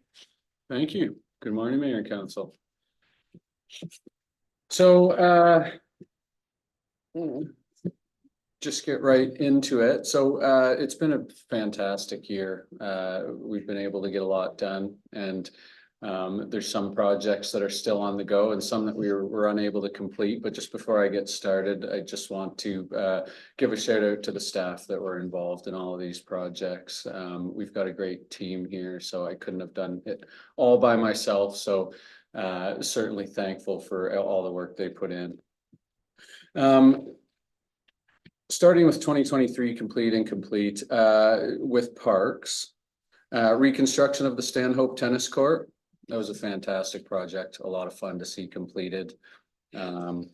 Upgrade of Dorset Lions Centennial Park exterior pathway lighting to be wired directly to the power. So after we had approved going ahead with this, a grant fund became open and available. We went for that. We applied for it. We recently got approval for that grant fund and will now be working towards a spring install, which was just based on the timing of the grant announcement relative to the winter. So we'll be doing an RFP over the winter for a spring install on that, fully funded. Plant trees and remove large dead standing tree at the Dorset Parkette. So the dead standing trees were removed. The tree planting is outstanding. We'll be looking to do that in the spring. The removal of the dead standing trees, we were able to actually work in with a staff training program where we certified our staff in technical tree felling and cutting. We had staff from PRT as well as Public Works. So we were able to train our staff on the removal of those trees, which was fantastic. New picnic tables at the Hawk Valley Parks, which is complete. We completed the topsoil and seeding of the Dorset Lions Centennial Park, as well as wooden planter replacements on the main street of Dorset, which is part of the Communities in Bloom budget. Parks continued is replacement of the zipline platform and zipline cable, as well as 2 benches at the Alvin Johnson Park, which are complete.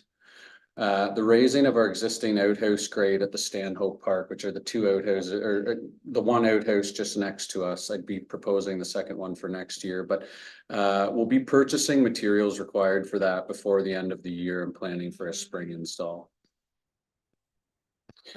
Moving to the Dorset Tower, installation of the lightning strike protection system. Development of plans and costing for future required projects on the tower structure. So that's ongoing. We've gone through initial site meetings with our consultant for the various pieces of the future required projects, which are wiring on the tower, as well as some structural plans on the tower. Each one is a different sub-consultant, along with the lightning strike protection system. So we had site meetings with each consultant. We have developed initial plans for the lightning strike protection system. I've been able to review that, and we're actually having some back and forth on that right now to be able to hope to have some completion of an understanding of what would be required for total funding needed for that project in the new year. The upper roadway resurfacing was completed. That was a project that was led by Public Works, and that was fantastic. Wiring of the upper gatehouse, which is the gatehouse at the upper parking lot where we take payment for people to enter the tower, was completed. Our Perfect Mind software implementation in the upper gatehouse. So this is software that we have for recreation programming management, as well as point of sale transactions at the tower. We have it already in place at the kiosk. The next step is to move it down into the gatehouse, and that is outstanding.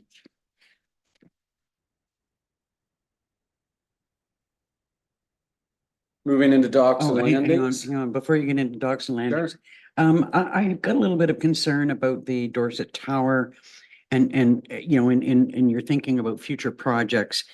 I'm a little bit concerned, and I've heard concern raised by different folks about the amount of infrastructure that is on the tower.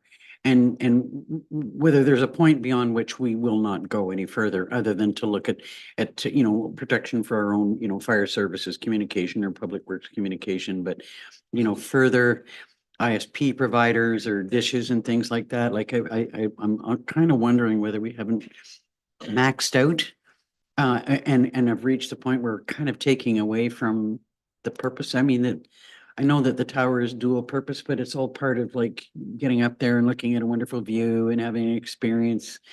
And I just kind of was looking for your thoughts on that and any thoughts from members of council with respect to, is there a point beyond which we will not go? That is a discussion that has not specifically been had. Rogers Telecommunications had come to us with a proposal earlier this year that I brought to council with a proposal to add additional equipment. And we talked about that a little bit at that time, and council approved going ahead with their additional equipment as long as the tower had the capacity. As far as a capacity standpoint goes, as of right now, the tower does have structural capacity. As far as visual aesthetics, there hasn't been a decision on that, but I have heard the same thing from people, staff hear it from people on site. And from a personal perspective, yeah, it's a lot of stuff on the tower, which wasn't initially intended to be there. And it also takes a lot of administrative time, administering contracts, reviewing engineering plans, et cetera, associated with anything that's installed. So right now, there isn't a specific decision made on whether or not we'd want to add things. Any thoughts from council on that? Councillor Shortreed? I agree. I've heard a lot from a lot of people it's full or fairly full. I don't know the extent of how full you can get, but there is a lot of equipment. up From there. an aesthetic perspective. Yes, it is. Deputy Mayor Dayu? Yeah, it harkens back to the conversation we had for the last tower approval here at council, where there was one delegation which said, hey, the view, and another delegation which said, hey, I really need a cell phone to work for me and my clients. And I think it's one of those hard to find a way that we can please everyone. Maybe we just continue to, to look at it, but bearing in mind what you said, Mayor, which was this is increasingly an essential service. It is considered access to wireless technology is considered sort of standard now rather than a feature. So let's keep talking about it. Okay, carry on. Thank you. So moving into docks and landings, the Skin Lake Landing Rehabilitation Project was the big one on the list for this year, and that was fantastic to get completed. We also had planned property surveys for Fletcher and Russell landings. Those each being the next landings requiring work in the asset management plan. Both are ongoing. We've had the on-site survey completed at Russell Landing. We're just waiting on the paperwork associated with that. The Fletcher Lake Landing has been scheduled with the surveyor. So we hope to be able to have that completed.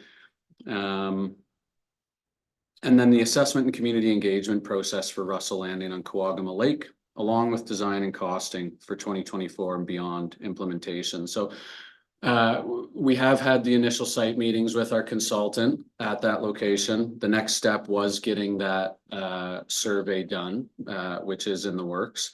I'll be looking to the consultant between now and when we finalize budget for them to be able to give us some costing estimates for their services to be able to do design, tender and project oversight next year. And within that time frame, we'll need to also complete the community engagement process associated with that. So all of those things are in the works. With respect to any of these sites, are there parking issues or land needs attached to them? And should that be something that we are looking at or actively pursuing? To me, that, part of the long-term planning for docks and landings is, as you heard earlier, we're talking about parking and whether there's even sufficient space for what uses are there now. Mm-hmm.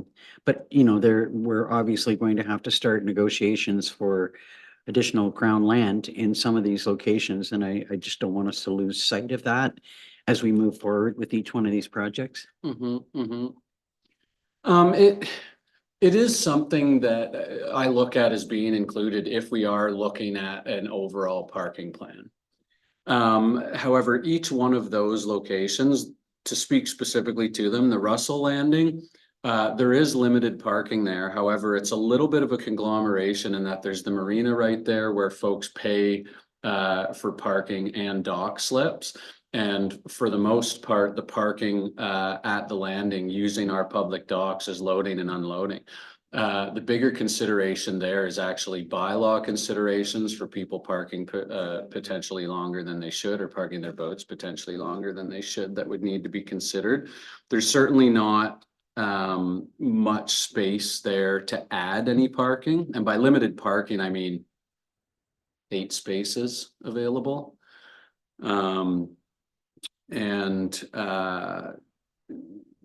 So that's something that could be asked during the community engagement process, whether or not people are having those issues. That is part of the intent of that community engagement process, is to get some input from users as to whether or not they're seeing those types of things happen, or if there's a desire for additional parking. The Fletcher Lake Landing is actually well provisioned for parking. It is one that we're lucky to have that situation there. However, same circumstances in other places, as we don't know the exact boundaries of our lot limits there relative to the parking that exists at the moment. So once we figure that out, then we'll know where our risks lie and where our opportunities lie. So would there be the requirement for surveys to be done at different sites? And that's something that we would need to budget for. And that's being budgeted for each location. So we would know what our final lot limits are at both of those landings once those surveys are complete. Yes. Councillor Barry?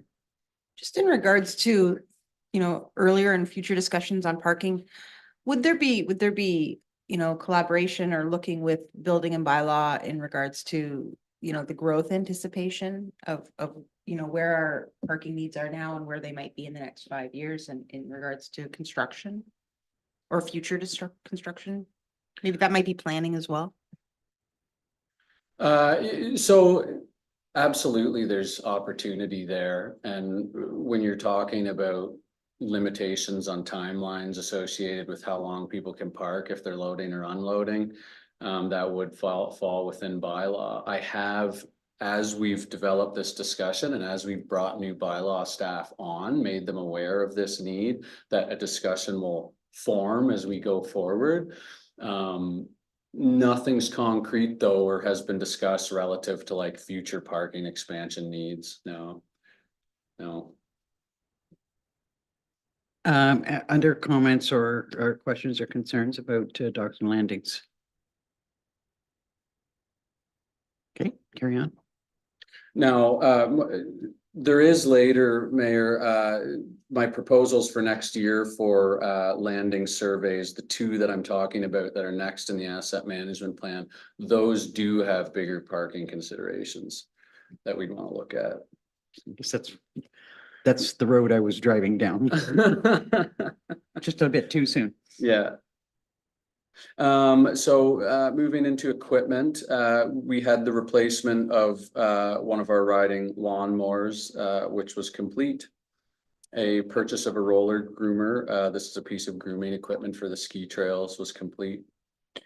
And purchase of a long shaft motor for our one motor boat to surplus a 9.9 horsepower short shaft motor, which was complete. Water systems, we only had a water treatment system update at the Dorset Recreation Center, which was completed. And then moving into training, we had planned initially when we were talking about projects and priorities last year, just wilderness first responder training for a new trails coordinator. Following that, we ended up, because we had more new staff coming in, budget had allotted for training for 3 trails staff that were full-time within that wilderness first responder training. the training ended up actually being canceled, so we weren't able to do that this year. So looking to move that forward into next year. And I'm actually in discussions right now about the possibility of hosting one in-house. Technical tree felling and cutting training for trails staff, we completed that. And again, we were able to do that in conjunction with a number of public works staff as well.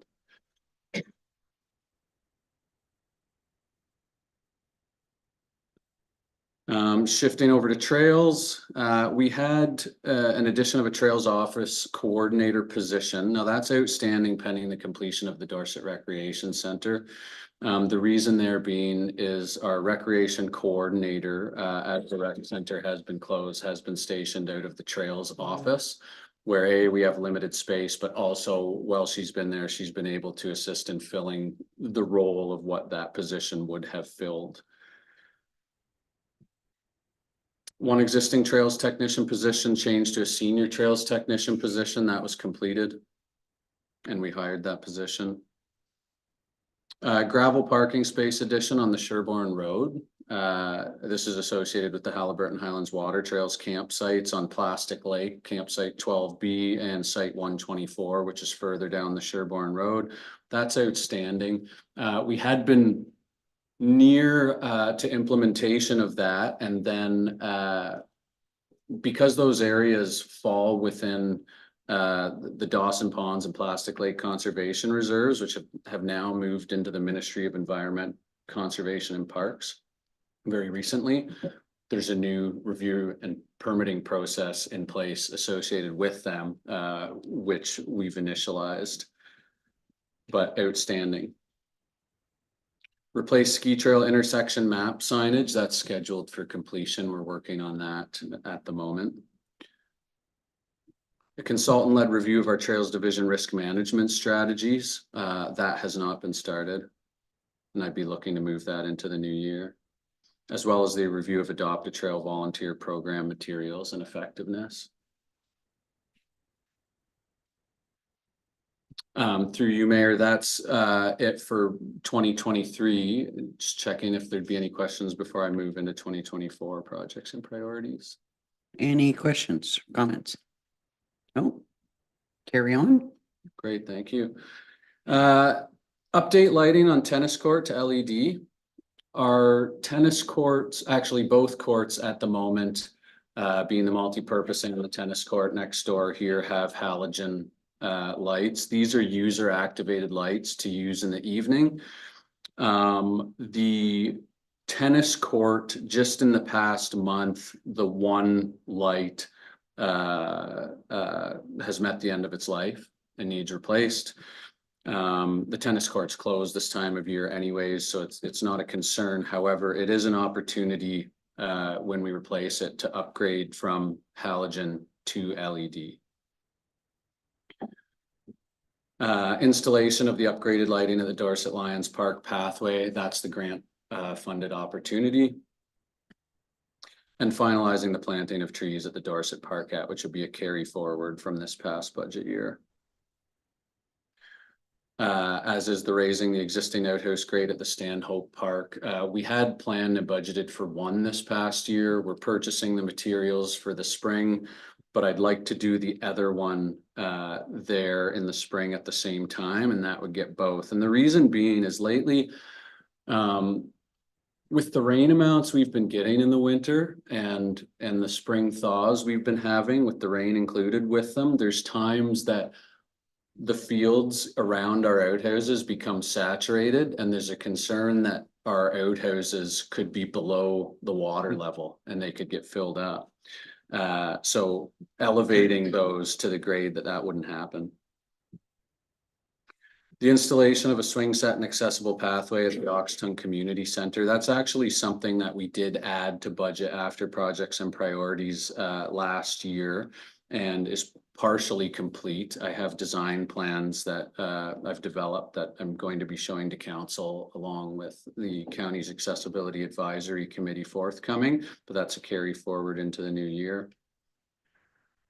And address drainage at the log chute near the bottom viewing platform and repair stone steps there. So this would be doing some grading there where we have a perpetually wet area at the bottom of the hill that approaches the stairs and decking that goes out to the viewing platform that looks at the log chute, as well as the steps there need to be reviewed and are getting to the age that they'll need some just some repointing done. It's stonework there.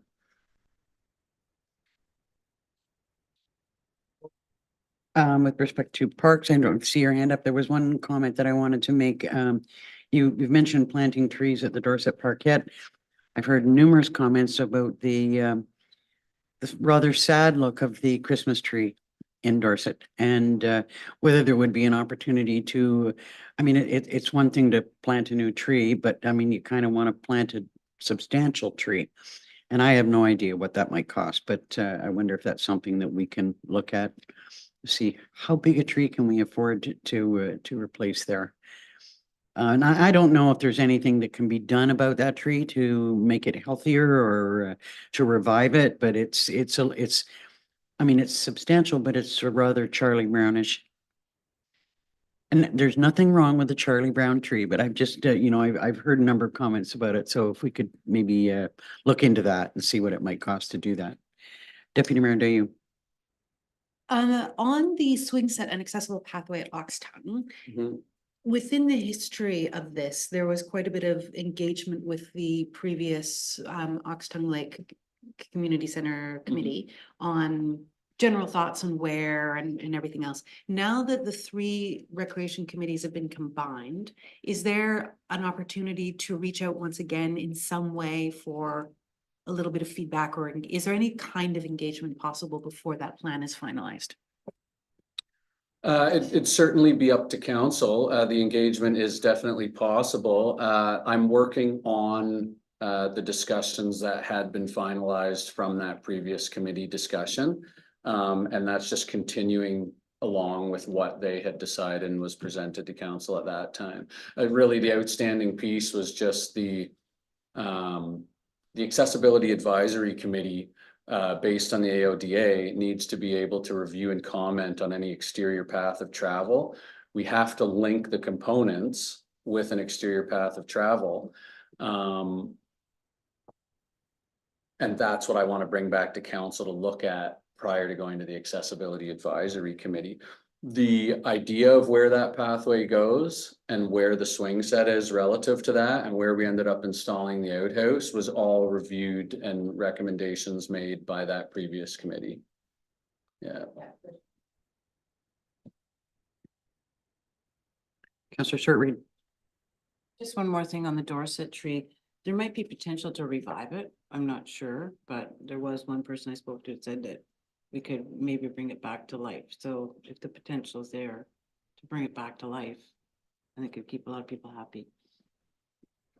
Go ahead, Chris.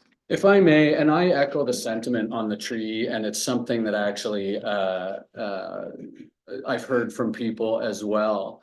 And there's no doubt that that particular tree has sentiment. It's been used for a number of years. I don't agree that it can be revived in any way. Just the location of it is even poor once you get to a tree that size, and it is thin. I'd certainly like to be able to look at the opportunity to plant another tree, or maybe even include some thoughts from the committee and go the direction of like an annual kind of park lighting ceremony as a possibility. That may include a tree or may not, or maybe there's another tree to select. But I think that given the sentiment for the tree, what I would like to be able to do is have some committee involvement so we can get some input from the community on it. If that's something that council would support. Yeah. Yeah, I think that'd be good. Yeah. I'd hate to see us. I mean, I like the idea about a, you know, overall lighting of celebration, but somehow there's got to be a tree involved. However, we resolve that, we look forward to that. Accessibility shortcuts, 17 items, voice guide. Well. Do we need a pause?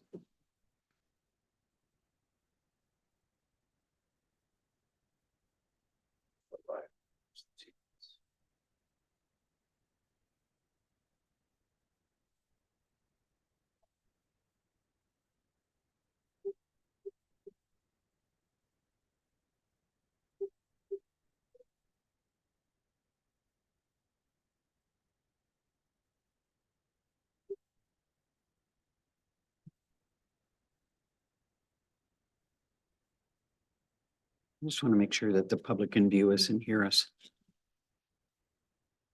They can? Okay. Carry on then, Chris. Thank you, Mayor.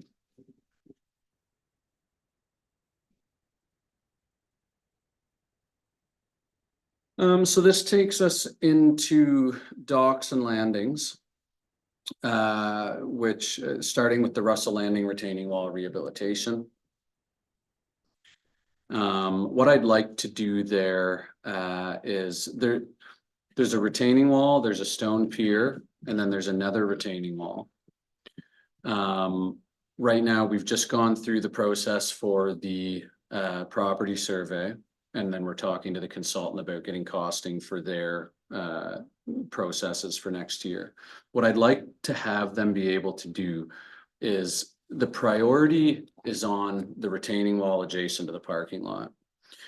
But at the same time, have a review of the stone pier, which is historical, along with the retaining wall off of that, with recommendations on what we could expect for the lifespan of that and whether there's anything we need to do right now with that in mind. And then as far as surveys go, property surveys on Crozier Lake and Fletcher Bay on Kawagama Lake. Again, those are the next two following Russell Landing and then Fletcher Lake in the asset management plan. Each of those locations, I have in the past had reports of parking issues associated with them that we want to look at once we're doing our surveying. The Fletcher Lake, that's the one that is scheduled right now for the survey. So this year I'd be looking to go through the public engagement process and then work on design and costing with the engineer for an implementation in 2025.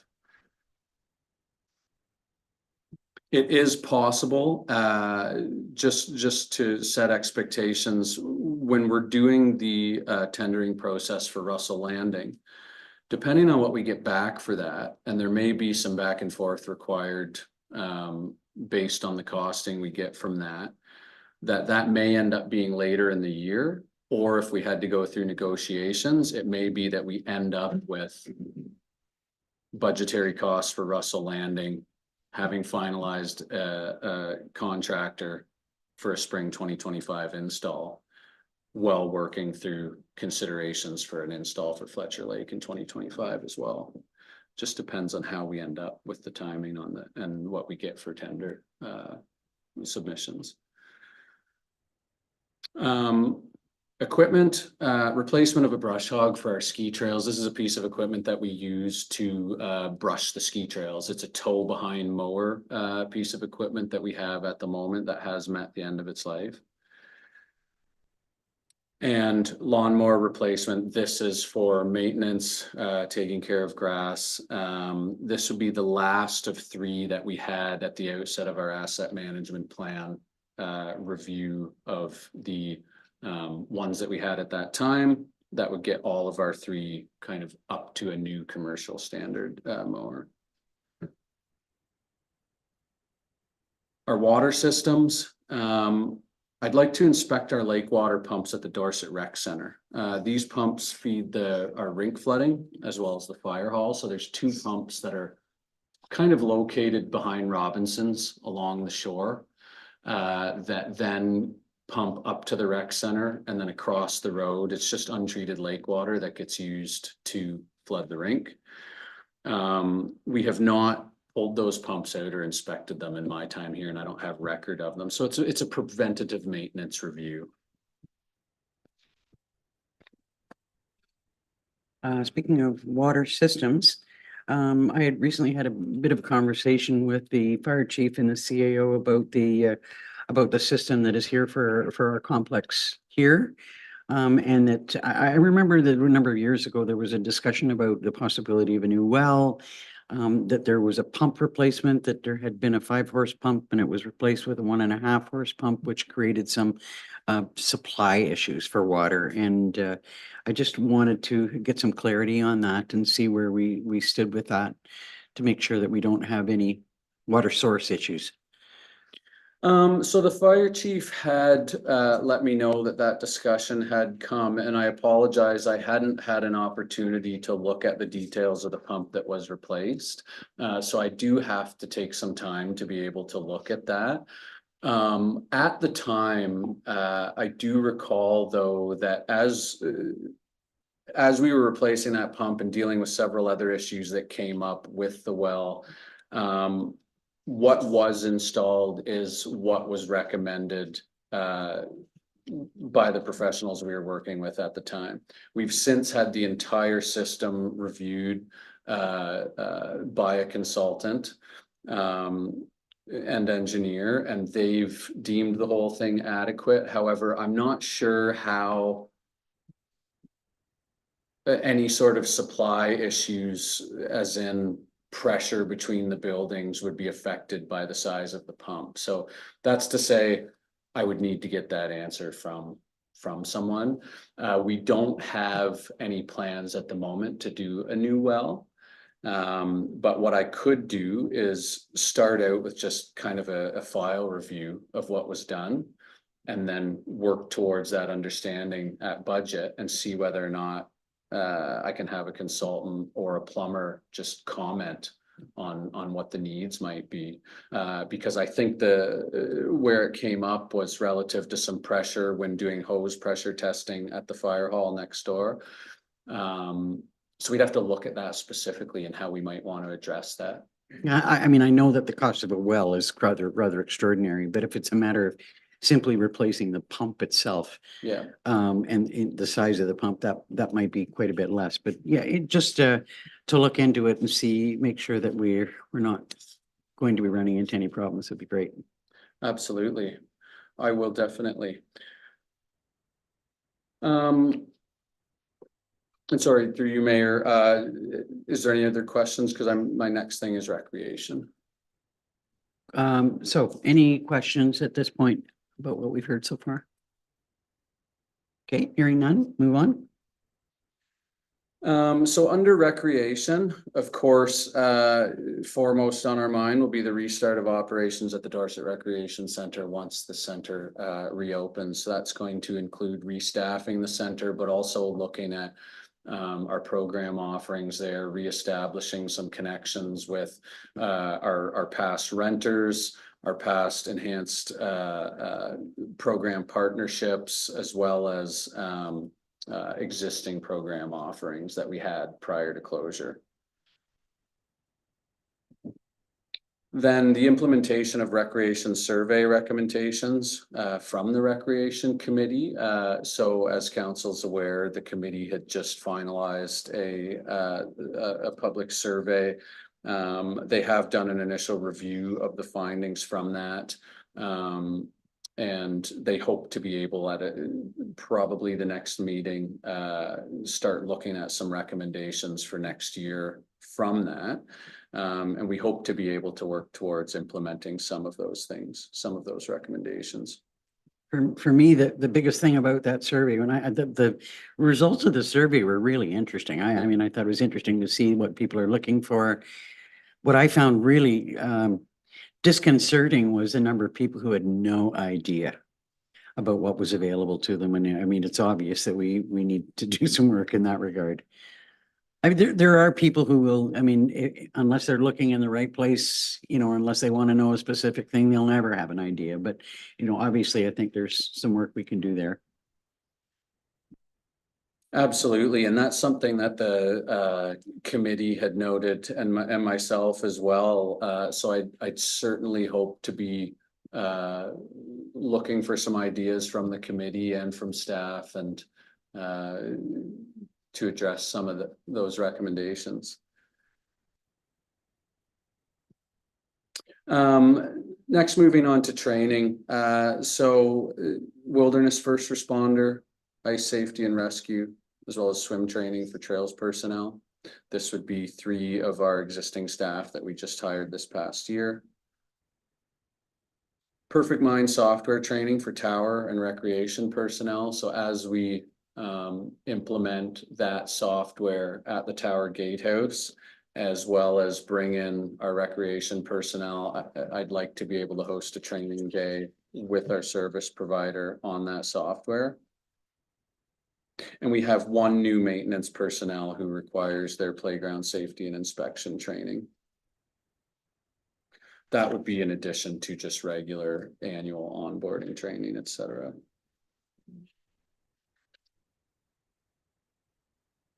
Moving out of training onto considerations for trails. Review of the Beetle Lake Trail. This is something that has been tentatively on the list for a few seasons. And I'd really like to be able to make a priority this year. Addition of Trails Office Coordinator position. This is moving it forward from this budget cycle. And it would again align with when we reopen the Dorset Recreation Center and the rec coordinator goes back there. Moving or carrying forward the graveling of the parking spaces and on the Sherbourne Road and Plastic Lake and Site 124. As we finalize that approval process through the Ministry of Environment, Conservation and Parks. And carrying forward our consultant-led review of the Trails Division risk management strategies. Same is to be said for a review of Adopt a Trail volunteer program materials. Next, I'd like to be able to install gates at the ski trailhead, as well as the gravel pit entrance on the Circuit of 5 Viewpoints hiking trail. The Circuit of 5 Viewpoints hiking trail comes off of the Little Hawk Lake Road. It goes along a path, which is the size of an ATV width trail into and around the gravel pit, which is the Braylock pit. We've had issues with people driving their trucks in there or ATVs in there. So I had the idea and I had been discussing with Public Works about putting a person gate there so people can get through on the trail, but keep out ATVs. And the same consideration at the ski trailhead.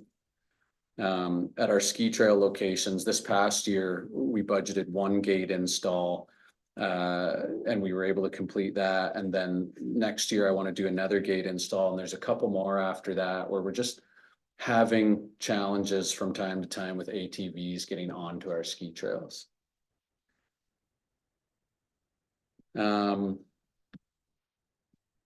Directional signage on the James Cooper Trail and Mifflin Road and along the Lookout Point. That's the trail just down the road here off of North Shore Road.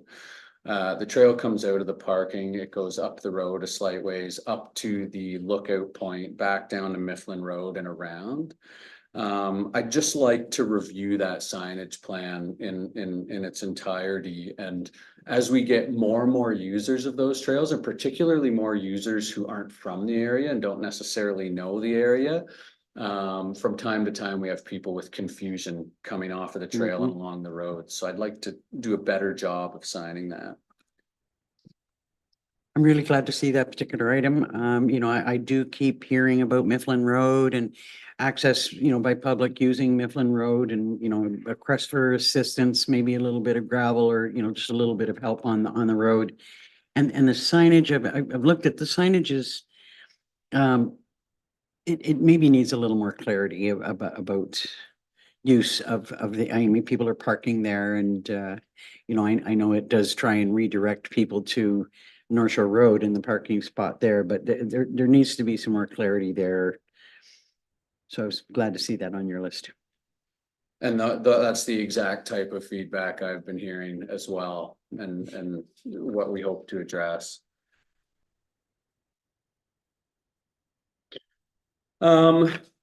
That is it for trails, and then next is the Dorset Tower. So of course, the installation of the lightning strike protection system and then finalizing the development plans and costing for future required projects there. That each of those are, that in its entirety is a very big project and will take a significant amount of time and consideration. And we hope to be able to do all of those installations in such a way and at a time of the year that it doesn't at all affect opening hours. And you would continue to seek, funding whenever it might be available to assist us in that regard. I know that we'd put in a fairly substantial funding application that wasn't successful, but I hope that we would kind of continue, even if it had to be done in bits. Absolutely, there's opportunities there that would align with funding opportunities, and you're right, we were unfortunately unsuccessful in a previous attempt, but certainly between myself and several other staff members in the township, we keep our eyes out for those opportunities and discuss them at department head meetings. So if they're there and they come available, hopefully we can pull it together and get one. Develop costing structure for co-locates on tower for cellular and internet companies. So council will recall just a couple of months ago, when Rogers had come with their proposal for additional equipment. At the same time, we were going through a renewal for Highlands internet, and we identified that there wasn't a consistent process to the fees being charged on the tower for service providers, and council approved me coming back with just some sort of structure around that process and a structure around what some consistency in fees would look like. Finally, at the Dorset Tower, this hadn't been added, and I apologize because it is something I forgot to add here, but it does need to be here, is the implementation of lighting at the gift shop and staff work areas at the tower for late season, for safety considerations when staff do end up working into the dusk hours. So lighting just around the gift shop and their vehicle parking areas.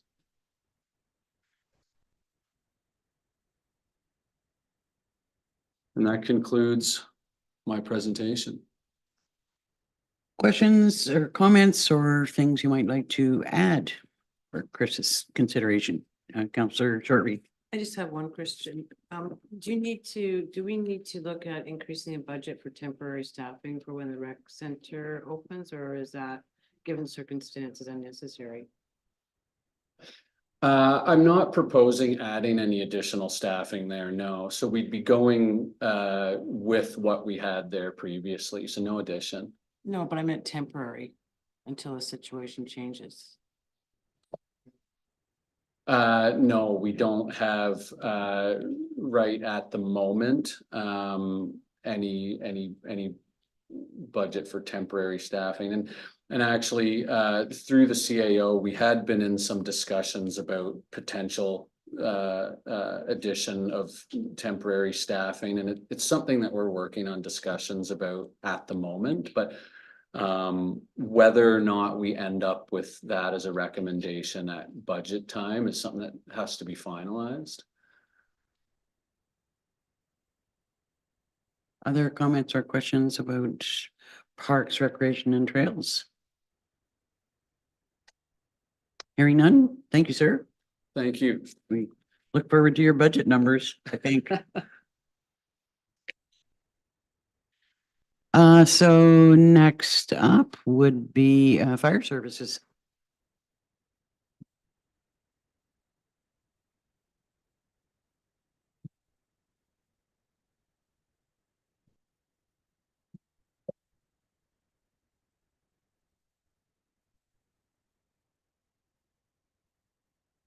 Morning, Mayor and Council.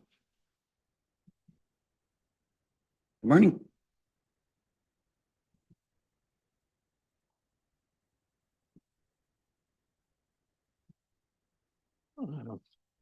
So Thank you for this opportunity. It's been a busy year with the fire services and I think there's been wonderful results. I rest assured that the service we're getting from our volunteers is providing probably the best coverage available for a township. So I'm really pleased with how the volunteers have stepped up. Under our projects and priorities, firstly, I want to highlight the from 2023, the items we put in place. We have put a new UTV. It's located at Station 70. It's the only UTV in our fleet. So it is available throughout the township and will be deployed when necessary for all areas from all three stations. Along with that, Station 70 has a Zodiac boat that now gives a marine service function out of that location. And again, is deployed for the other stations too, especially for limited access lakes and opportunities. So I think they're two really good additions to Station 70. We have put a hybrid vehicle in service now within our department. And again, that's great for our climate change activist part of it. And the most proud thing I have is like to bring forward is the fact that our technical rescue team has been trained in rapid or swift water responses and was deployed 3 times last year since it was put in place. The first time was on the river that goes next to the Big Hawk Lake Road. And our team rescued a mother and child that had dumped their canoes. So it was very, very proactive there. It has been deployed to go to Livingston Lake again for a canoe that had been capsized. Fortunately, passersby heard the screaming and they got the person out. Again, 2 family members, and they had life jackets in both instances, but it was too cold, like they couldn't swim, and that's what they found when they got in the water. So them passerbys made a big difference, but we were in the process of responding. And the third time we respond was for a drowning that took place in Minden that they called us to back them up. So again, before we got there, the OPP had removed the person from the water, but we do have the capabilities for doing that. And I think that's a real asset, not only for our township, but for the county too. Out of the projects and priorities from 2023, there is 4 things that didn't get completed. Deliver the new pumper for Station 60. Its expected delivery date will be April 2024. The master fire plan has been awarded and it'll be completed for May 24. The new training ground, it's based on the completion of McPhail Road work because they're using it as a staging area and it'll work hand in hand with the development of that job there. So I'm hoping for a completion of spring of 2024. And the last item that's going to be carried over is the new drop ceiling for Station 80. And that's just based on timing for the public works when they can put the new tiles and that in the ceiling. So the material that's been stockpiled on the proposed new training area is actually for McPhail Road as opposed to for the training site? Yes. Okay.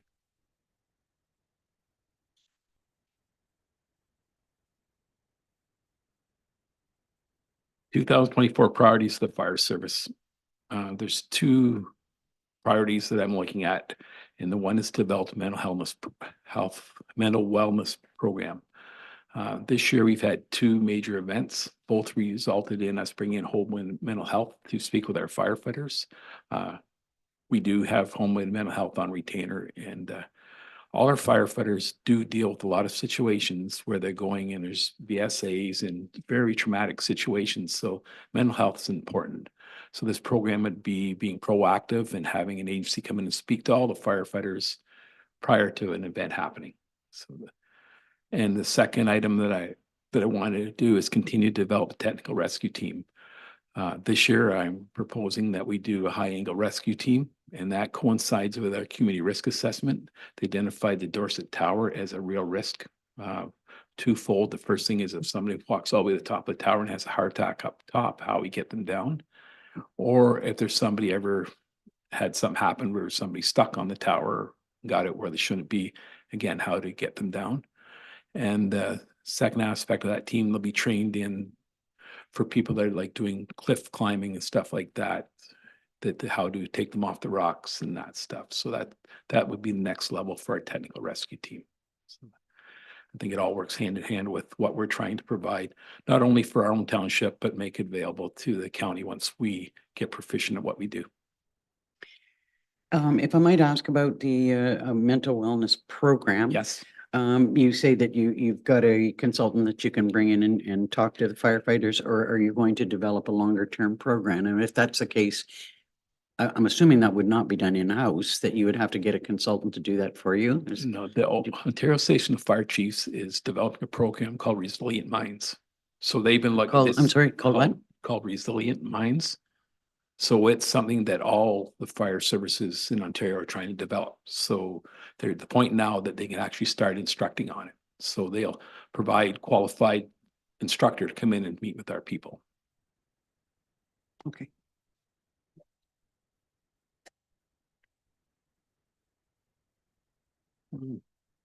The 2024 project priorities of the fire service. A lot of them are continuations of program which were already put in place. For example, the first one, the ice auger replacement program. We're going into the third and final phase. We've replaced all gas ice augers with rechargeable ice augers. So the last station to get one would be Station 70 this year. We do have a radio replacement program. They were all bought at one time. Now we're staggering them and we get 6 radios a year. So we have a continual replacement program instead of being hit all at once for radios.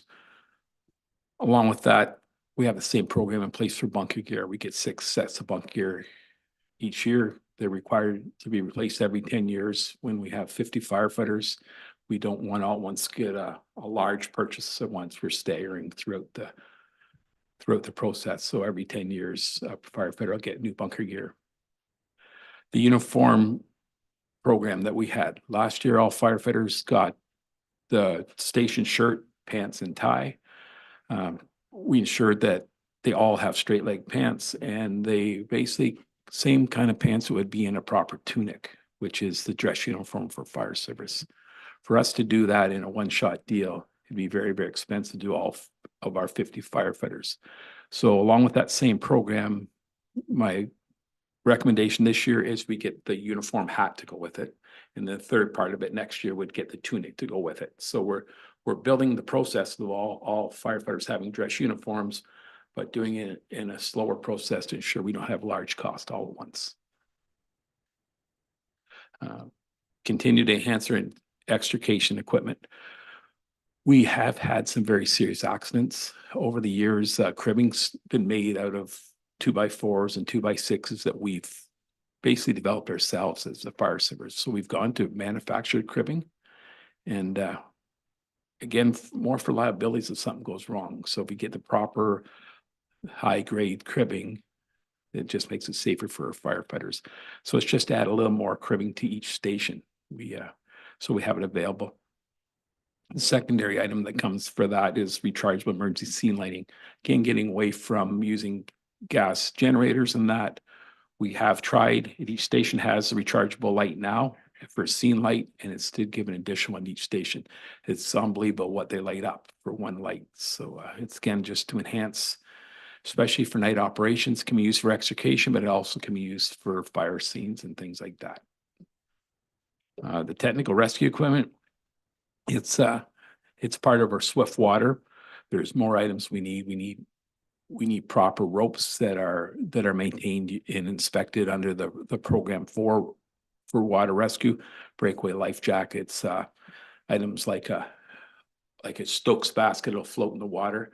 I think the key to it is I'm going to look at approximate pricing, but I want to make sure we can, the items we get for the swift water will work for the high angle rescue too. So we aren't buying things twice. So we try, like the rope, it's got to be floating, but it also, we can try to look at a rope that'll cover the weight of lowering somebody down from the top of the tower.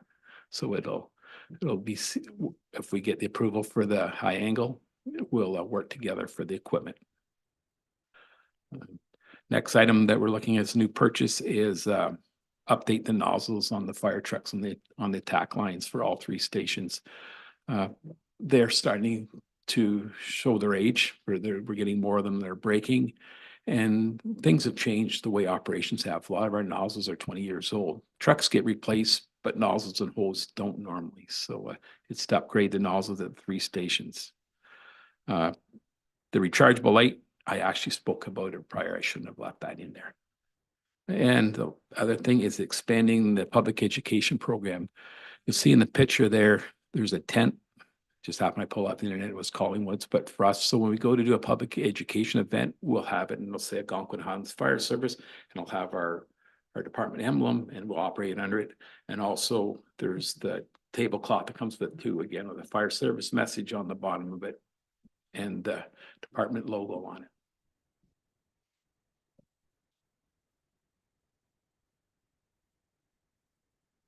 Purchase of 3 ice water suits. Currently, our ice water suits are one size fits all, and it's always been effective. But our makeup of our department's changing, and we do have smaller structured people. So I'm looking at putting one small uniform or suit in each station, and that allow us to have more people partake in the ice water certification program and safer for them because they aren't wearing oversized equipment. Purchase the wet and dry suits for a technical rescue team. We do have 8 members on our technical rescue team that have taken the swift water training. And I think it's very important that they have the appropriate suit to wear, again, that fits designed for them, it's sized for them. When they're doing that swift water evolution, we got to ensure that they have the best stuff, clothing available for that. Purchase CPR mannequin. That's for our training division.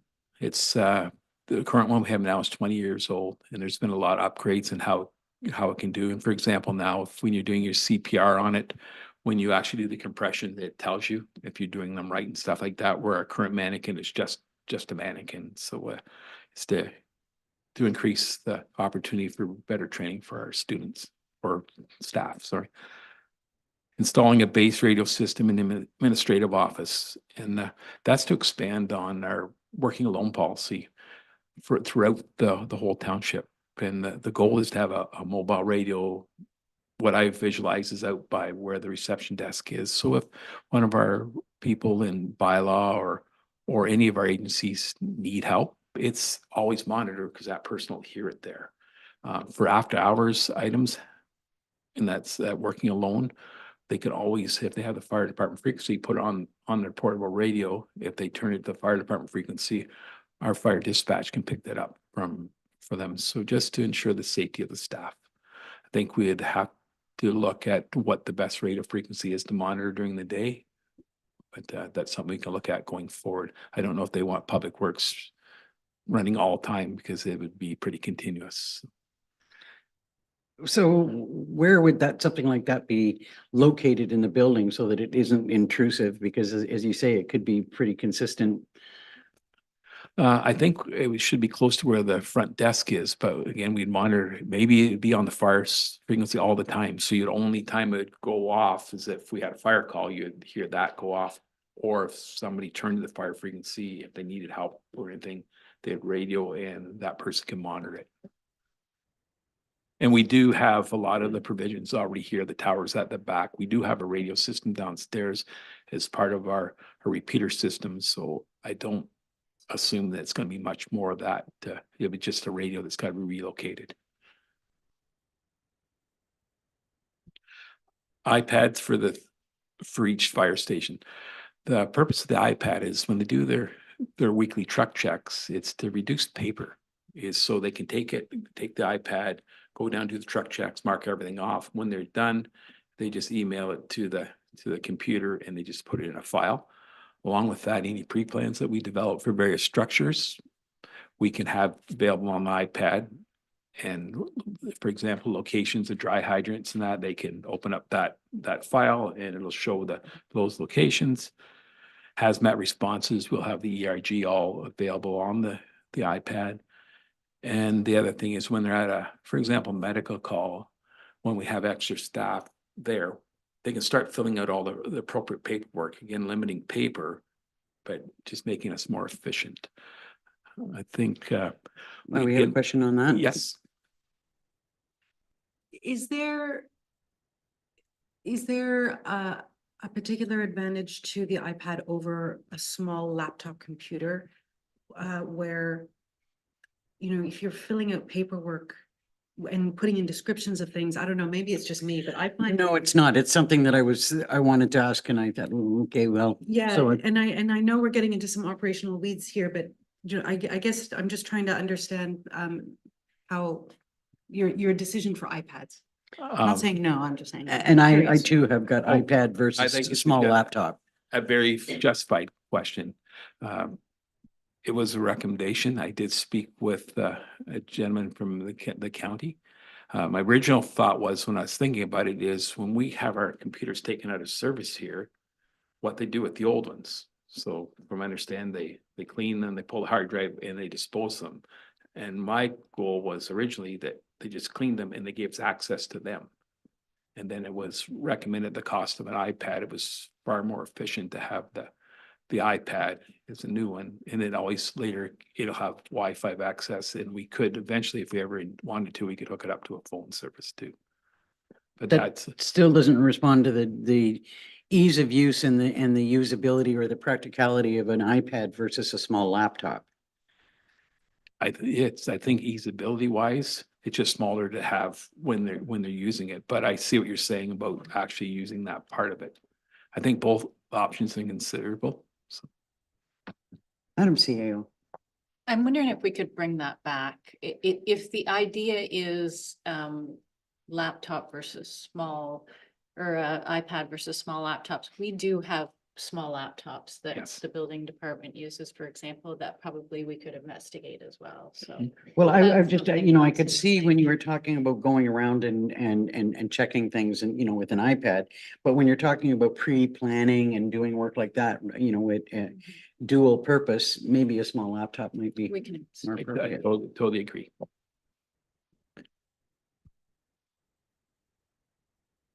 So, and the last item on here that I have is new gear rack for Station 80. We currently are just in some renovation process over now, and the old gear locations are very outdated. So in Station 70, when they did the renovation, they put all new gear racks in. They're wider, they're ventilated, so you can dry your bunker gear, just give more opportunity. Actually, the picture of the ones from Station 70 are displayed there. So it's just upgrade that opportunity for Station 80 now. The one question I had before we get into EMS was about, I know that there was some talk a while back, and I know that there's been a really good recruitment program and you know, it's kind of a county-wide recruitment program. Are you confident that we're having sufficient members show up for calls? It's kind of going back to our previous discussion that we had about the possibility or the consideration of standby pay for call outs. And I mean, because that's got budget implications. Yes, we get the appropriate numbers for the calls we're having. We normally average at least 4 people for medical call. The one place we do have issues in Dorset, but we've always had at least 2. I don't know how we could change it. That's just demographics in Dorset. We don't have a lot of people there. Having 2 is the same response you get if you got an ambulance responding. So I don't know how we can enhance it anymore. We always are encouraging new people to join, but it's a hard, recruitment's hard. And all 3 stations could use some recruitment opportunities. That's where I just kind of I can't get it out of my head about the standby pay and whether that would have a positive impact on more people showing up. But 2 people are not Right. a lot to show up for, you know, so I guess you'd call for mutual aid, but for any kind of substantial fire or Right. incident. I don't think a standby would affect the results, because the reason they aren't coming is because they aren't available. They aren't close by for medical calls. So if we did have any incident where it's larger than a medical call, we would just keep responding to more stations. And it's something that going forward, we eventually have to look at having a joint response for Oxton and Dorset, both going just to get the appropriate manpower. But I don't know if standby would keep them in the area in that, but it's something we can definitely look into for you. Deputy Mayor Dayu. Do you foresee an award ceremony this year? And are there budget implications for that? Yes, no, they're included in our budget process. My goal, as soon as we get the Dorset Rec Center completed, that we will do an awards ceremony for it. We have our years of service medals, all prepared for it. And I think it's important that it's in Dorset because it's central in that. So I'd really like to see something happen based again on everything being complete, but probably April or so prior to the summer when people aren't so busy. But I truly would like to get that done. We have the stuff for them. Any other questions on fire service? Okay, on to emergency management. Emergency management. So review of 2023, we once again received our compliance from Emergency Management Ontario. All members of emergency management team have completed basic emergency management training. And as we take on new people, and we're going to be looking at hosting another basic emergency management training course, the BEM. So that'll be done sometime this year. We completed our joint county training in tabletop. It was a cyber attack, and from what I hear, it all went very, very well. And we've reviewed our emergency management plan, and it's been updated. Going forward in 2024, we're going to be doing the BEM training for the new staff members, along with IMS 100. We can make it available. It's online, so we'd like to introduce that. Again, we'll do everything for municipal compliance that we require. The joint county training tabletop exercise, it'll be going into the third year of a 5-year program that we're doing along with the other townships in the county. So the main purpose of that is all 4 townships in the county get the exact same training. So we get interoperability between the 4 townships in the county. This year, we are going to be doing forest fire scenarios for that event. You're not supposed to tell us. Oh yeah, this is all It's right. supposed to be a show. The last one was supposed to be a surprise. And public education, so we, again, associations really take the lead when it comes to public education for us. They attend these various events and promote fire safety and our emergency management. And we normally have other agencies, for example, MNRF, are normally at all these events too. So we want to get the word out, and our communications officers are great on the social media, getting things out about not only the public education for fire, they also for emergency management. One question from me about staff training. We had talked about, you mentioned new staff. We had also talked during a recent meeting that we had about alternates and, making sure that alternates were up to speed. And I'm assuming that training would include alternates that have been appointed. Correct. So that would be anyone that's like our deputy positions or like a deputy treasurer, and that as new staff members, they'll take the basic emergency management training. That'll be part of that event when we have it take place. Any questions on EMS? Well, thank you, sir. Much Thank you. appreciated. Thank you. I think For we sure. will now break for lunch. Half hour, 3/4 of an hour, which. Okay, we'll reconvene at 12:30.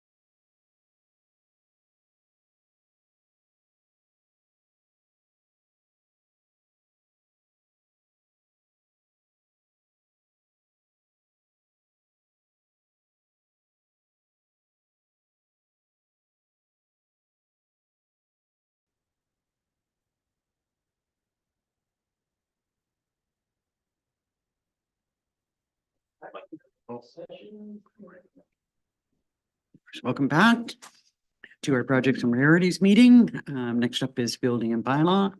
Good afternoon, Mr. Moore. Good afternoon, Mayor and Council.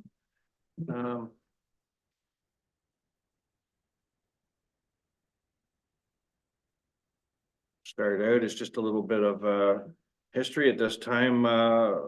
At the presentation, we have issued well over 190 building permits with about 75 sewage system permits. And of course, the construction value over 30 million. That's down a bit from last year. Last year was just the tail end of the COVID rush, where we realized a little over 250 permits and 100 sewage, so. But still, we're still on track. So next slide. As part of the septic reinspection program, you see a lovely looking outhouse structure there. We followed up on problems, and once any issues were satisfied, the ratepayer got a notice of compliance, and so we're down. Well, that's the next slide. Actually, we'll go to the next one. Was anybody actually using that outhouse? I would hope not. Oh. So in our projects completed, part of that would be the successful completion of the reinspection program. There's just a very few properties left outstanding.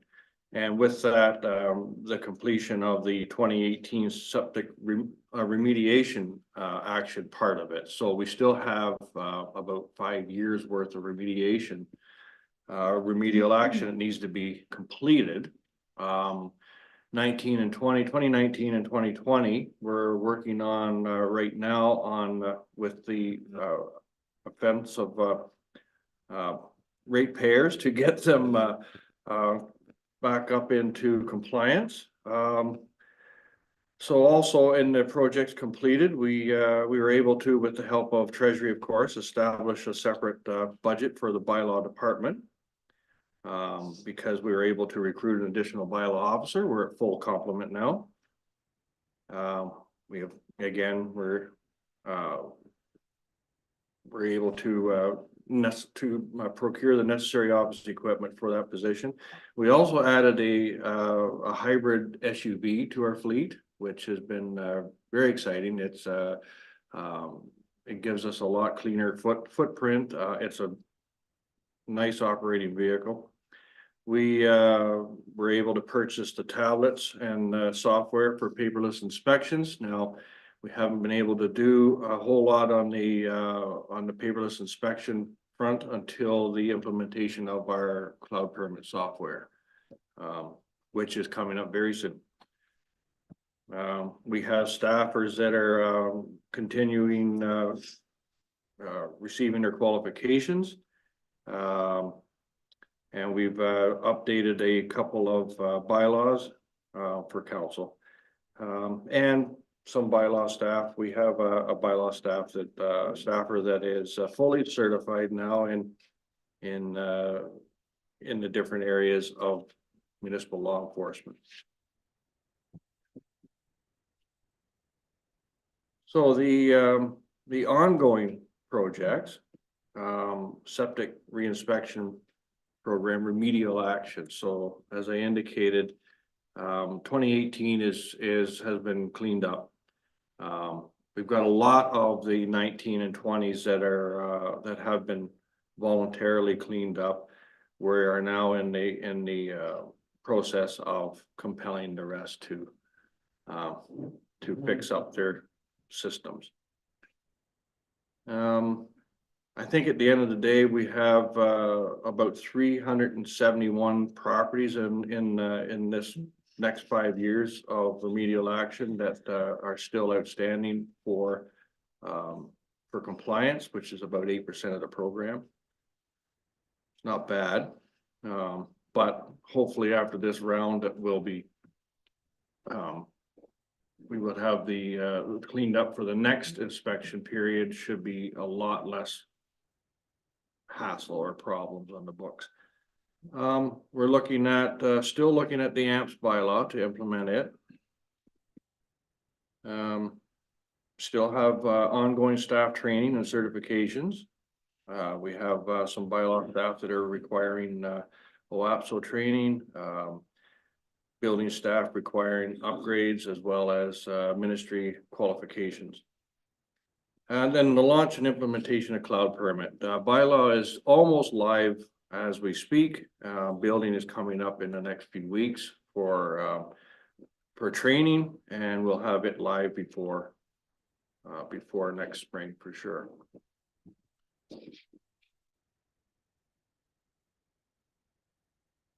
For 2024, there was some desire for to look at a sign bylaw and excuse me, and to update our current dog bylaw.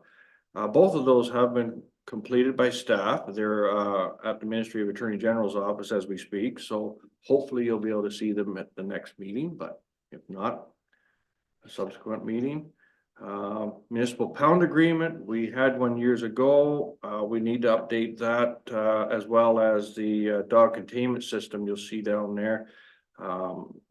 That's basically to support the township sale of the dog tags and running at large charges and stuff. We would need correct support to actually pick up a dog and transport a dog. If I might Sure. ask, where do you transport them to? Our And or municipal- keep them when you pick them up? Yeah, well, that was the issue. Luckily, we haven't had to, but in the past, they went to Bracebridge. So, staff are looking at a pound agreement, I assume, in that area again, but, we'll bring that back for you to look at as to where we can take the dogs. Until that happens, we really shouldn't or can't be picking up animals at this point, so. I know that you might also look at Bancroft or Faraday, I think has have a pound. Yeah, And I don't know if that's closer or not. okay, thank you. So in the safety realm, we're looking at two-way radios with the GPS tracking. Our cars currently are equipped with the GPS tracking on our radios. The reason for the two ways is similar to Parks and Rec, whereas sometimes an officer could be well away from the vehicle, or an inspection could be taking place across a lake, for instance, whereas there may not be cell service and we may run into trouble, and working alone as well. That's just part of that.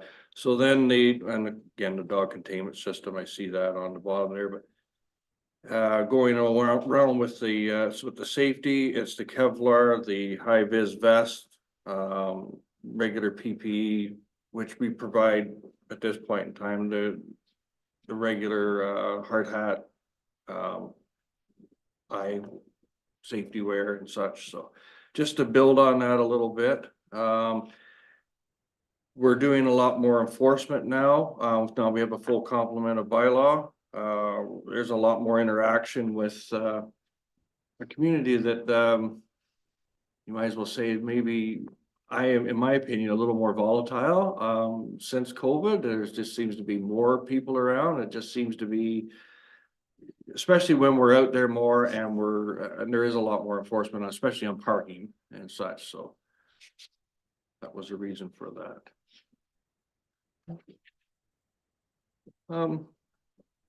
Yeah, looks like mine was not anywhere near as in depth as my predecessor. Well, wait, we're not finished. Yes. Deputy Mayor Dayu?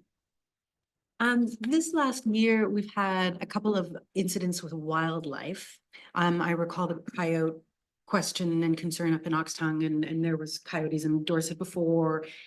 And we thought briefly about, you know, what can we do within our bylaws to support this problem, given that we've got extremely limited ability and bandwidth to engage, but things like making sure that people don't leave garbage strewn around or whatever the case might be. Is that something, maybe you could remind me of where we landed on that conversation? Is that something that we might be able to look at? So that, through you, Mayor, that from our point of view, from the township or bylaw point of view, because that, the coyotes, and I remember the wolf on the main street of Dorset, which of course all kind of resides in the realm of the MNRF. From our point of view, I think, in my opinion, we'll be looking at really an educational component. Plain and simple, working with Melissa, maybe with waste management to get the word out on the garbage situation. Just, and with the OPP, with MNR staff, maybe just for some safety education around what you do around wild animals. There's nothing that I'm aware of that we could do as a enforcement agency. Yeah. Well, and I found it interesting to see how restricted MNRF actually were if you couldn't clearly identify whether it was a coyote or a wolf. And even that's a challenge for them, you know, depending on the age of the animal and. Other questions for Mr. Moore? The only question that I've got or thing that we might want to think about, I know that we have all basically said at some point we want to continue with the septic inspection program. And I know that we've got remedial action on the previous program, but I'm kind of hoping that there's some work being done in the background about how we might say go about re-implementing and when we might start to do that. I don't know if you've got any thoughts on that. Staff have been giving that a lot of thought, but of course, the timing would be at your discretion, at council's discretion for sure. But we have been giving thought as to how the program, our recommendations to how it should look. But beyond that, timing, of course, we would obviously recommend that you give us at least a year to try and tidy up the offending properties prior to a start, but I get, well, and I get that. Now, you know, Yeah. that's why I mentioned the remedial action that's required, but during that year, I think we might also look for some recommendations about whether that's a program that would continue in-house or whether we need to contract it out. Right. And, you know, to start to kind of just looking at those options so that we're ready for the following year or can make a decision about how to proceed. Yeah, and we will certainly explore all avenues and present that for consideration. Any other questions or comments on bylaw enforcement? Okay, thank you, sir. Thank you. Next up is planning. Mr. O'Callahan. Good afternoon, Mayor and Council.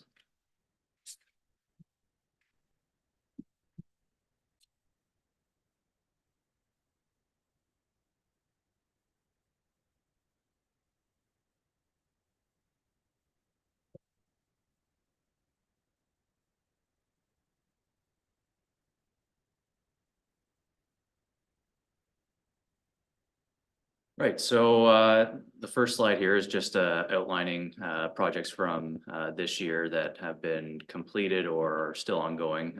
Majority of them are still ongoing. They are larger projects, two of which were taken on by the county, being the short-term rental bylaw as well as the development charges. So those two projects will be continuing on into next year. As well as the service delivery review and recommendations coming out of that. A number of the items that were identified for the planning departments across the county have been implemented.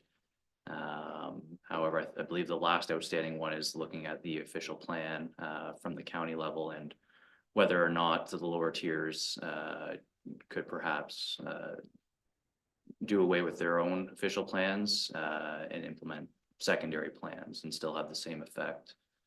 So that's something that will be further investigated in 2024.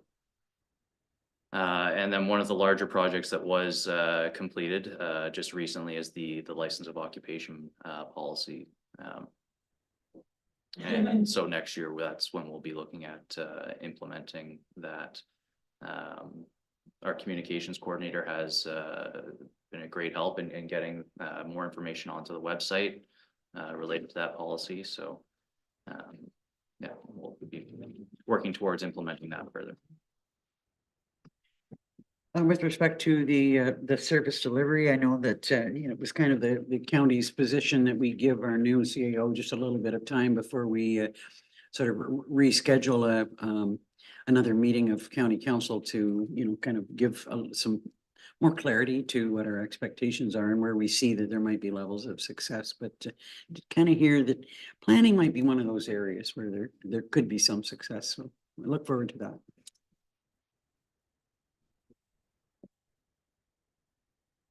So for 2024, some additional projects that we'll be looking at is the implementation of the cloud permit software similar to building. So there's certainly some efficiencies to be seen there. As well as I'll be bringing a report back to council regarding the township maintained roads that are over Crown land, which we discussed previously this year. So just seeking further direction on that. As well as continuing to support affordable housing projects as they come up within the township. Yeah, and that's really the conclusion of my presentation. Shorter than building and bylaw. Yes, yeah. With respect to the Crown land issue, I'm wondering if, there was a very good delegation made last year to MNRF about Crown land and processes about how to make it easier to acquire Crown land for various reasons. Kind of pointing the finger at the province for putting us in some awkward positions, particularly with respect to docks and landings. And there has been some follow-up by myself with that to the designated personnel with no response at all. And I'm kind of wondering if that's not something that we can get some help from you to do some follow-up. I mean, we can give you, contact information and all the delegation material that was sent. But, I think we need to, as Melissa was talking about nudges earlier on, I think that in this case that there's a nudge required, and there is a proposal to do another delegation to MNRF at Roma. But that's, something that we might look to your department to help us with a little bit. Deputy Mayor Dayu.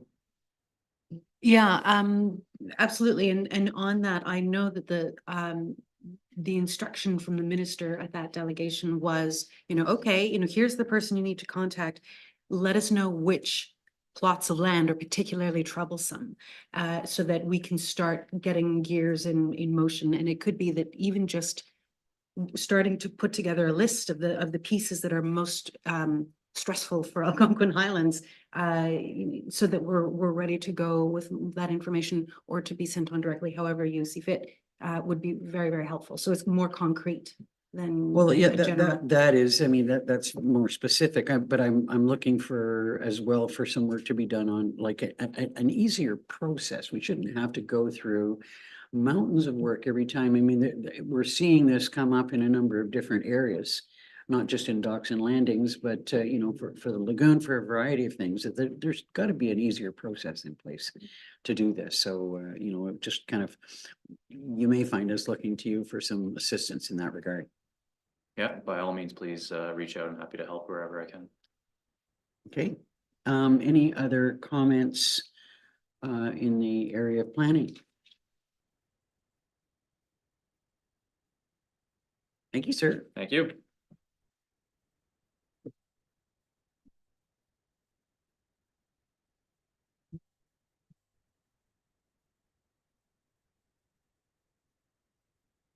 And here we are to talk about administrative projects and priorities.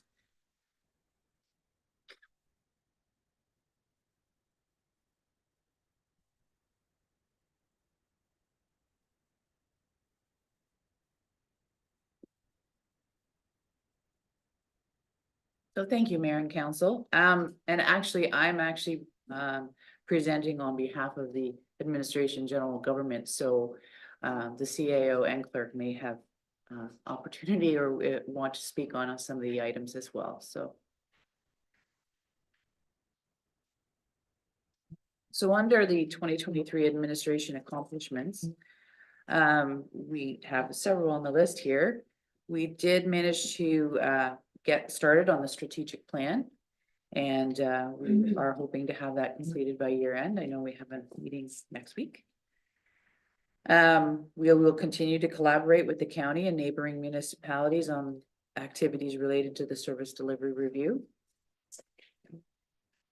And review and adoption of the successful compressed workweek plan. We've completed that, and I must say that I've even had people reaching out from other municipalities in the province asking for the information that we provided, reports and so forth to council, so that they can possibly mimic our compressed work week. So, and even actually in the private sector.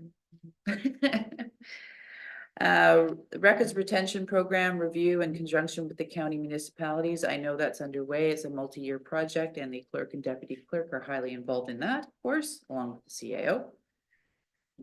Asset management software purchase, as we've discussed at a recent meeting, we made that connection and found or awarded the software purchase, and we've actually had our first high level meeting with the company to sort of set a plan in place as to how we're going to continue.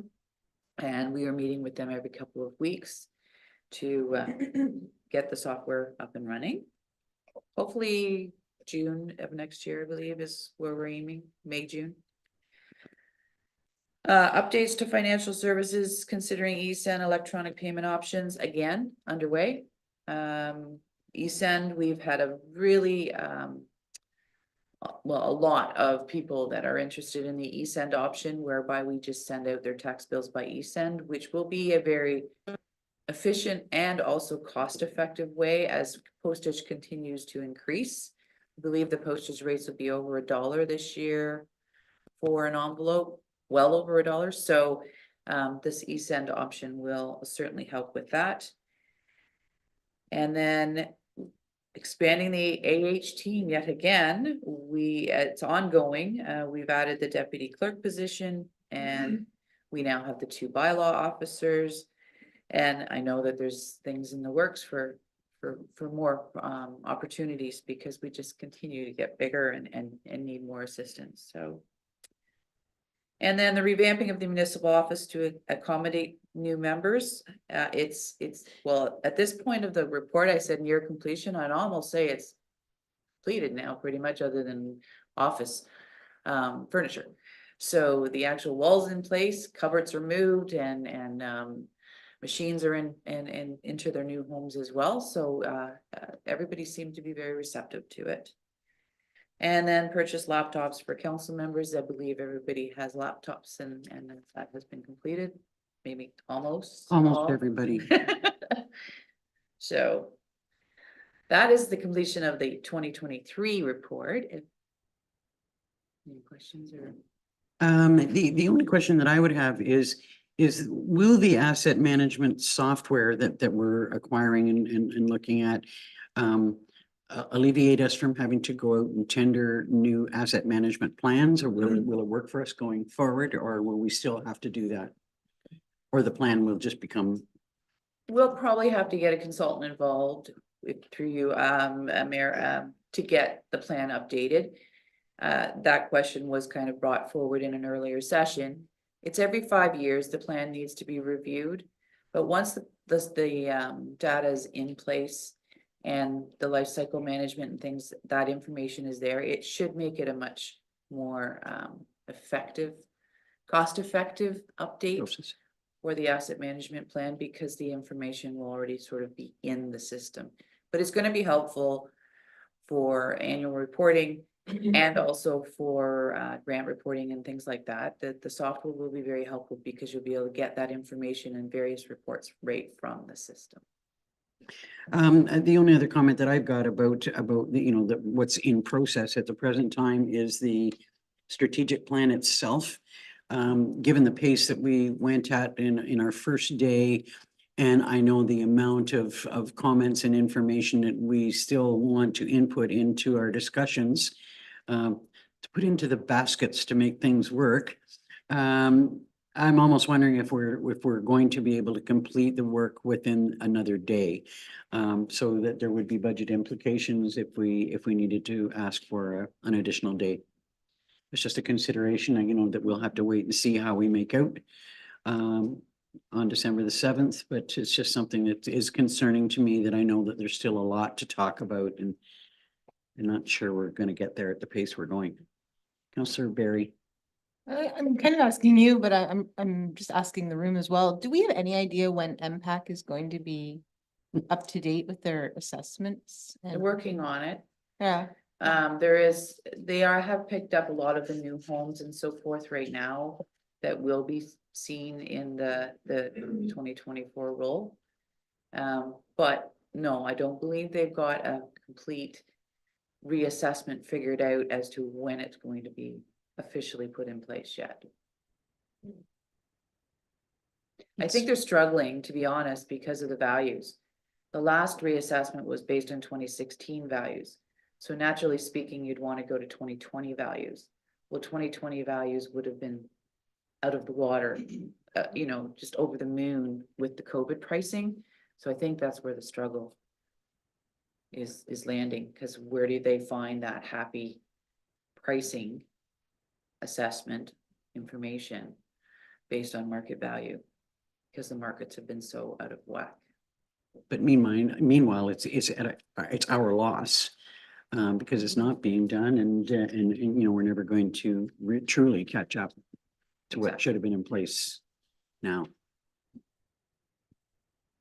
Any other questions or comments on the presentation so far? All right, into 2024. Okay, so 2024 administration project plans.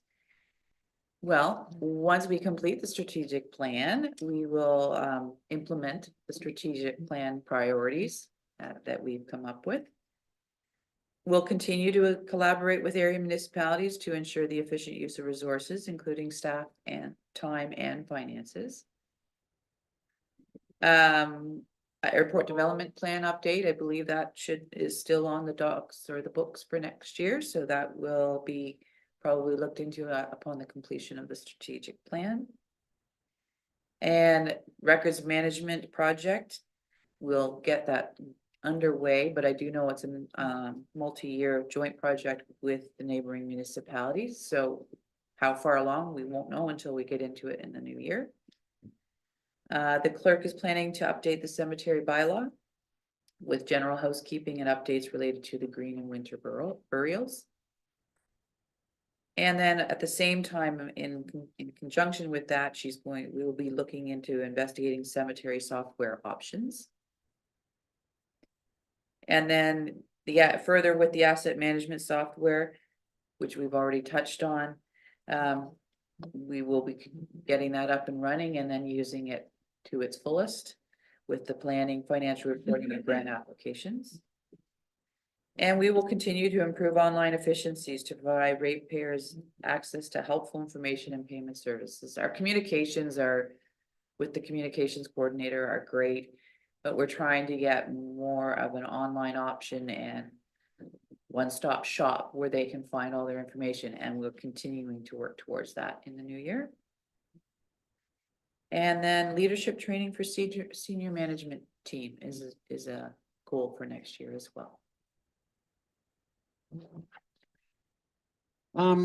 Just a couple of comments before I get to you. Now, there's a couple of things that have been brought to council's attention that aren't necessarily fitting into projects and priorities, but I did want to mention them. That I think we need to make a move towards establishing the cultural committee.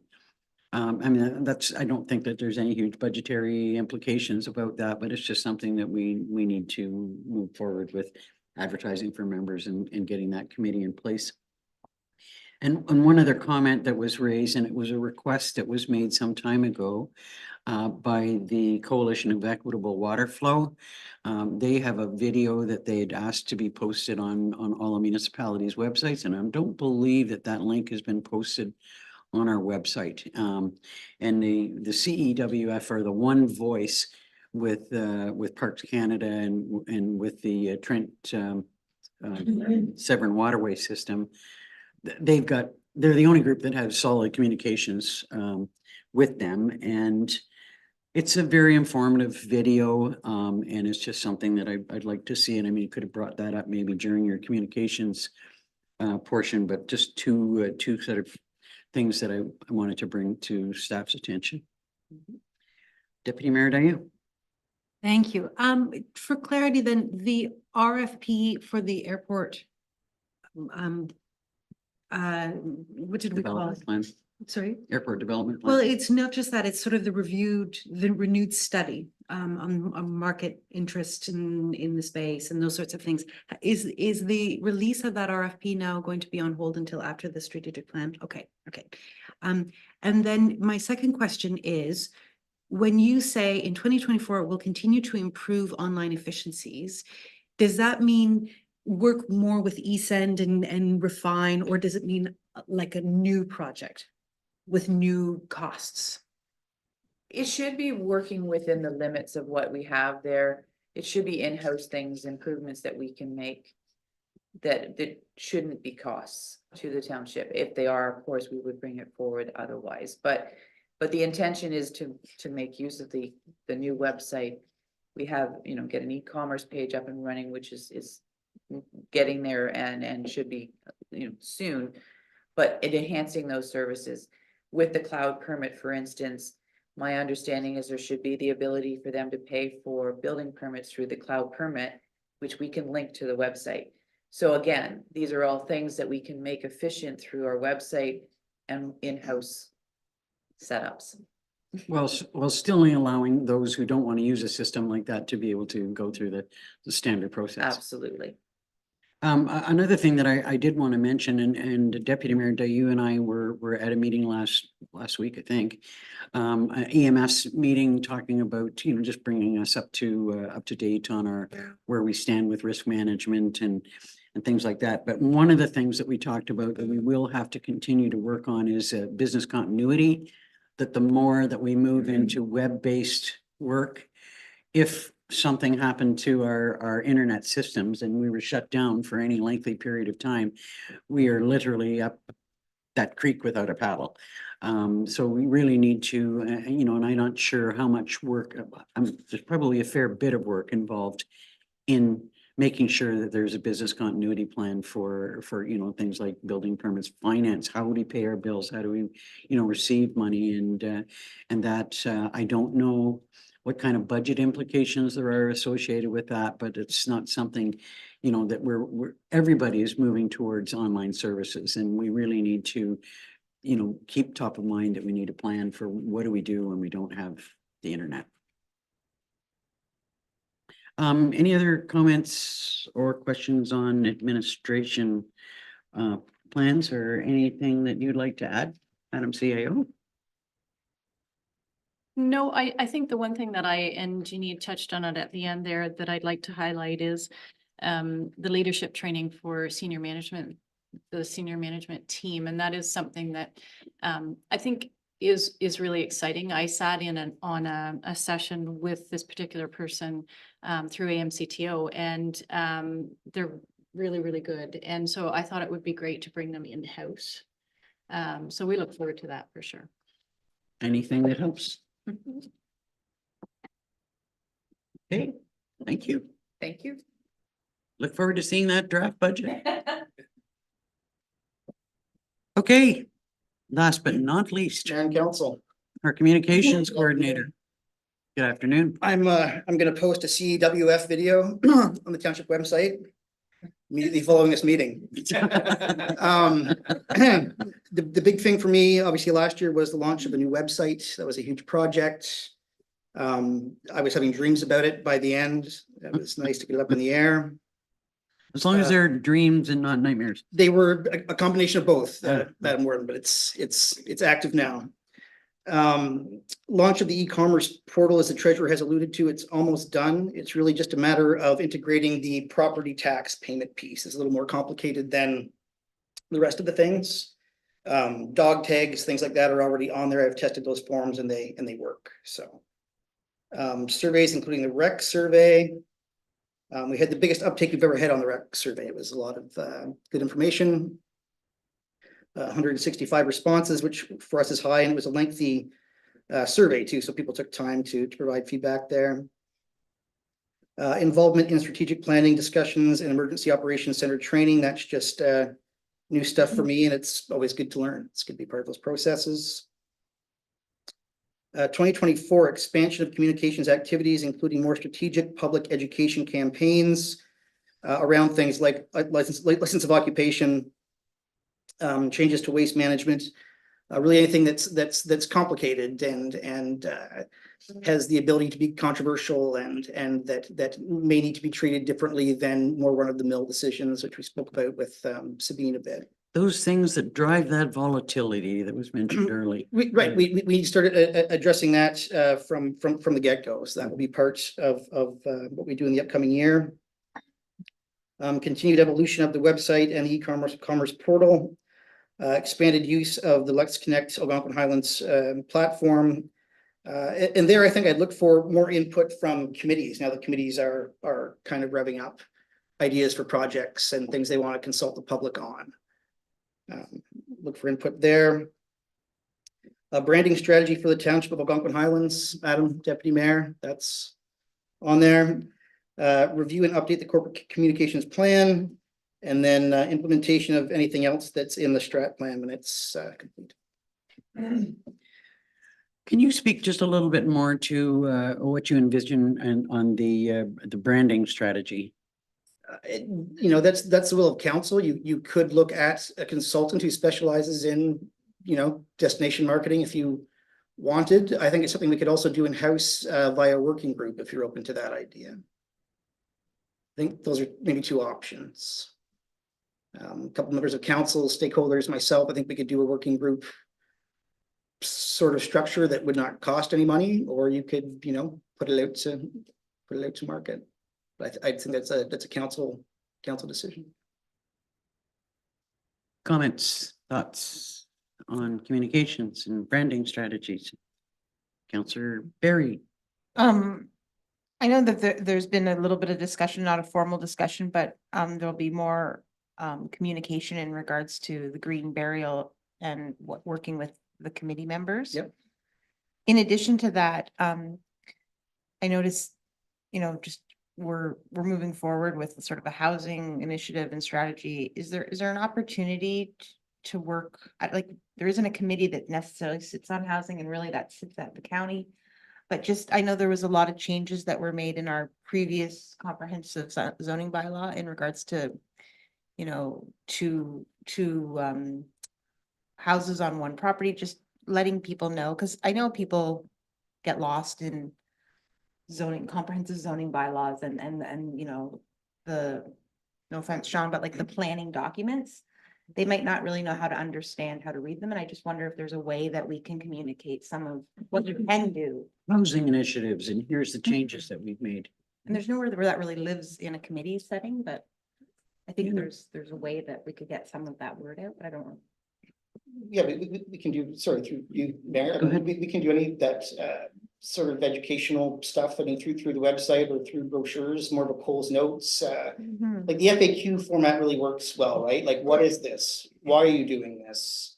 Et cetera, et cetera, et cetera. And it's easier for people to digest than a long, complicated document.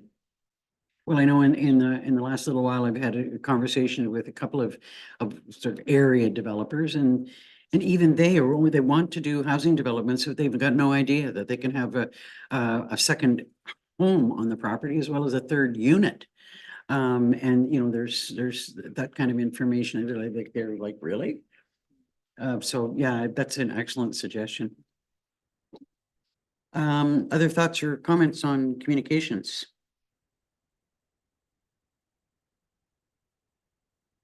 Deputy Mayor Dayu. I like your idea of having an in-house group thinking about branding and whatever goes into that rather than farming that out. I think the brains in this room are the ones who would really know what would resonate most with the community. Thank you. Yeah, I don't disagree. Although I'm not familiar with the process of, you know, creating a new brand. but I'm sure that that information is available. Yeah, if I may, like with Mhm. some research and yeah, sitting around a table, I think we can produce something that's equivalent to or better than what you would get by hiring an outside consultant. Like people in this room know this community. We all know this community. We know what we want it to be, and it's a matter of articulating that into a document and picking fonts and picking colors and language and this sort of thing. And I think it can be done here. Councillor Barry. I definitely support that, and I do think there's maybe a bit of a crossover with cultural committee. I think as far as branding, you know, what is the culture of Algonquin Highlands? I think that's something to be considered in that process as well. Good point. Any other questions or comments for Chad? Well, thank you, sir. I look forward to improved communications all the way around. This year. Yep. Thank you.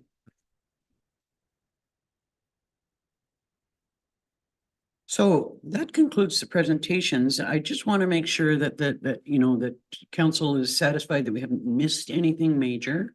You know, I know that there will be some more information coming back to us with budget, but is there anything else that did you see any gaps here? Deputy Mayor Dayo? It's not something major. It's just maybe a reminder for council and staff that, you know, we're working towards a new library space in the Dorset Rec Center, which is wonderful. Traditionally, the townships, lower tier townships have been responsible for providing furniture and things. The library board is more than willing to turn over some reserve in order to fund part of that, but it's still a bit of a question mark. We haven't reached that agreement yet. So just to be aware that between now and budget time, there is a conversation to be had that was not reflected here because we didn't know, we don't know yet.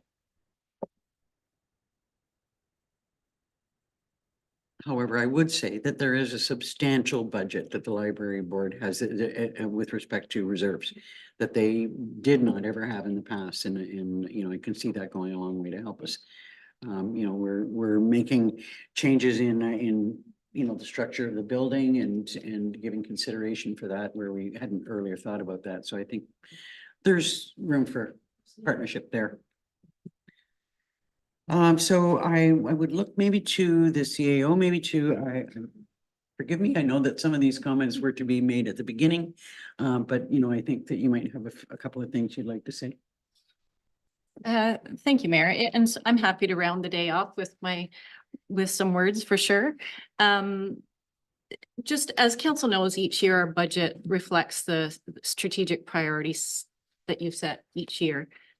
Our annual projects and priorities presentation today provided an opportunity to review and celebrate those accomplishments while we strategically plan for the future. Our budget continues to focus primarily on enhanced service delivery, digital transformation, communications, roads and infrastructure, environmental management, and financial sustainability. And once again, this year, our team has accomplished, as council heard, an incredible number of projects. And once again, we put together an equally ambitious list for 2024. I wanted to point out that, and as everyone knows, we have seen unprecedented growth in our community, and we continue to build our budgets to respond to those changes. We have slowly and incrementally built depth into specific departments to assist with increased workloads. And this year, you saw, we have added 2 new bylaw officer positions and a deputy clerk position. Council will once again see staffing recommendations for 2024 as we strive to meet the needs of our community. As we reflect on the first year of the new term of council, I'm very excited about what lies ahead for Algonquin Highlands, particularly now that we are underway with our strategic plan, which will guide strategic decision-making and set the direction for the township for the next 5 years.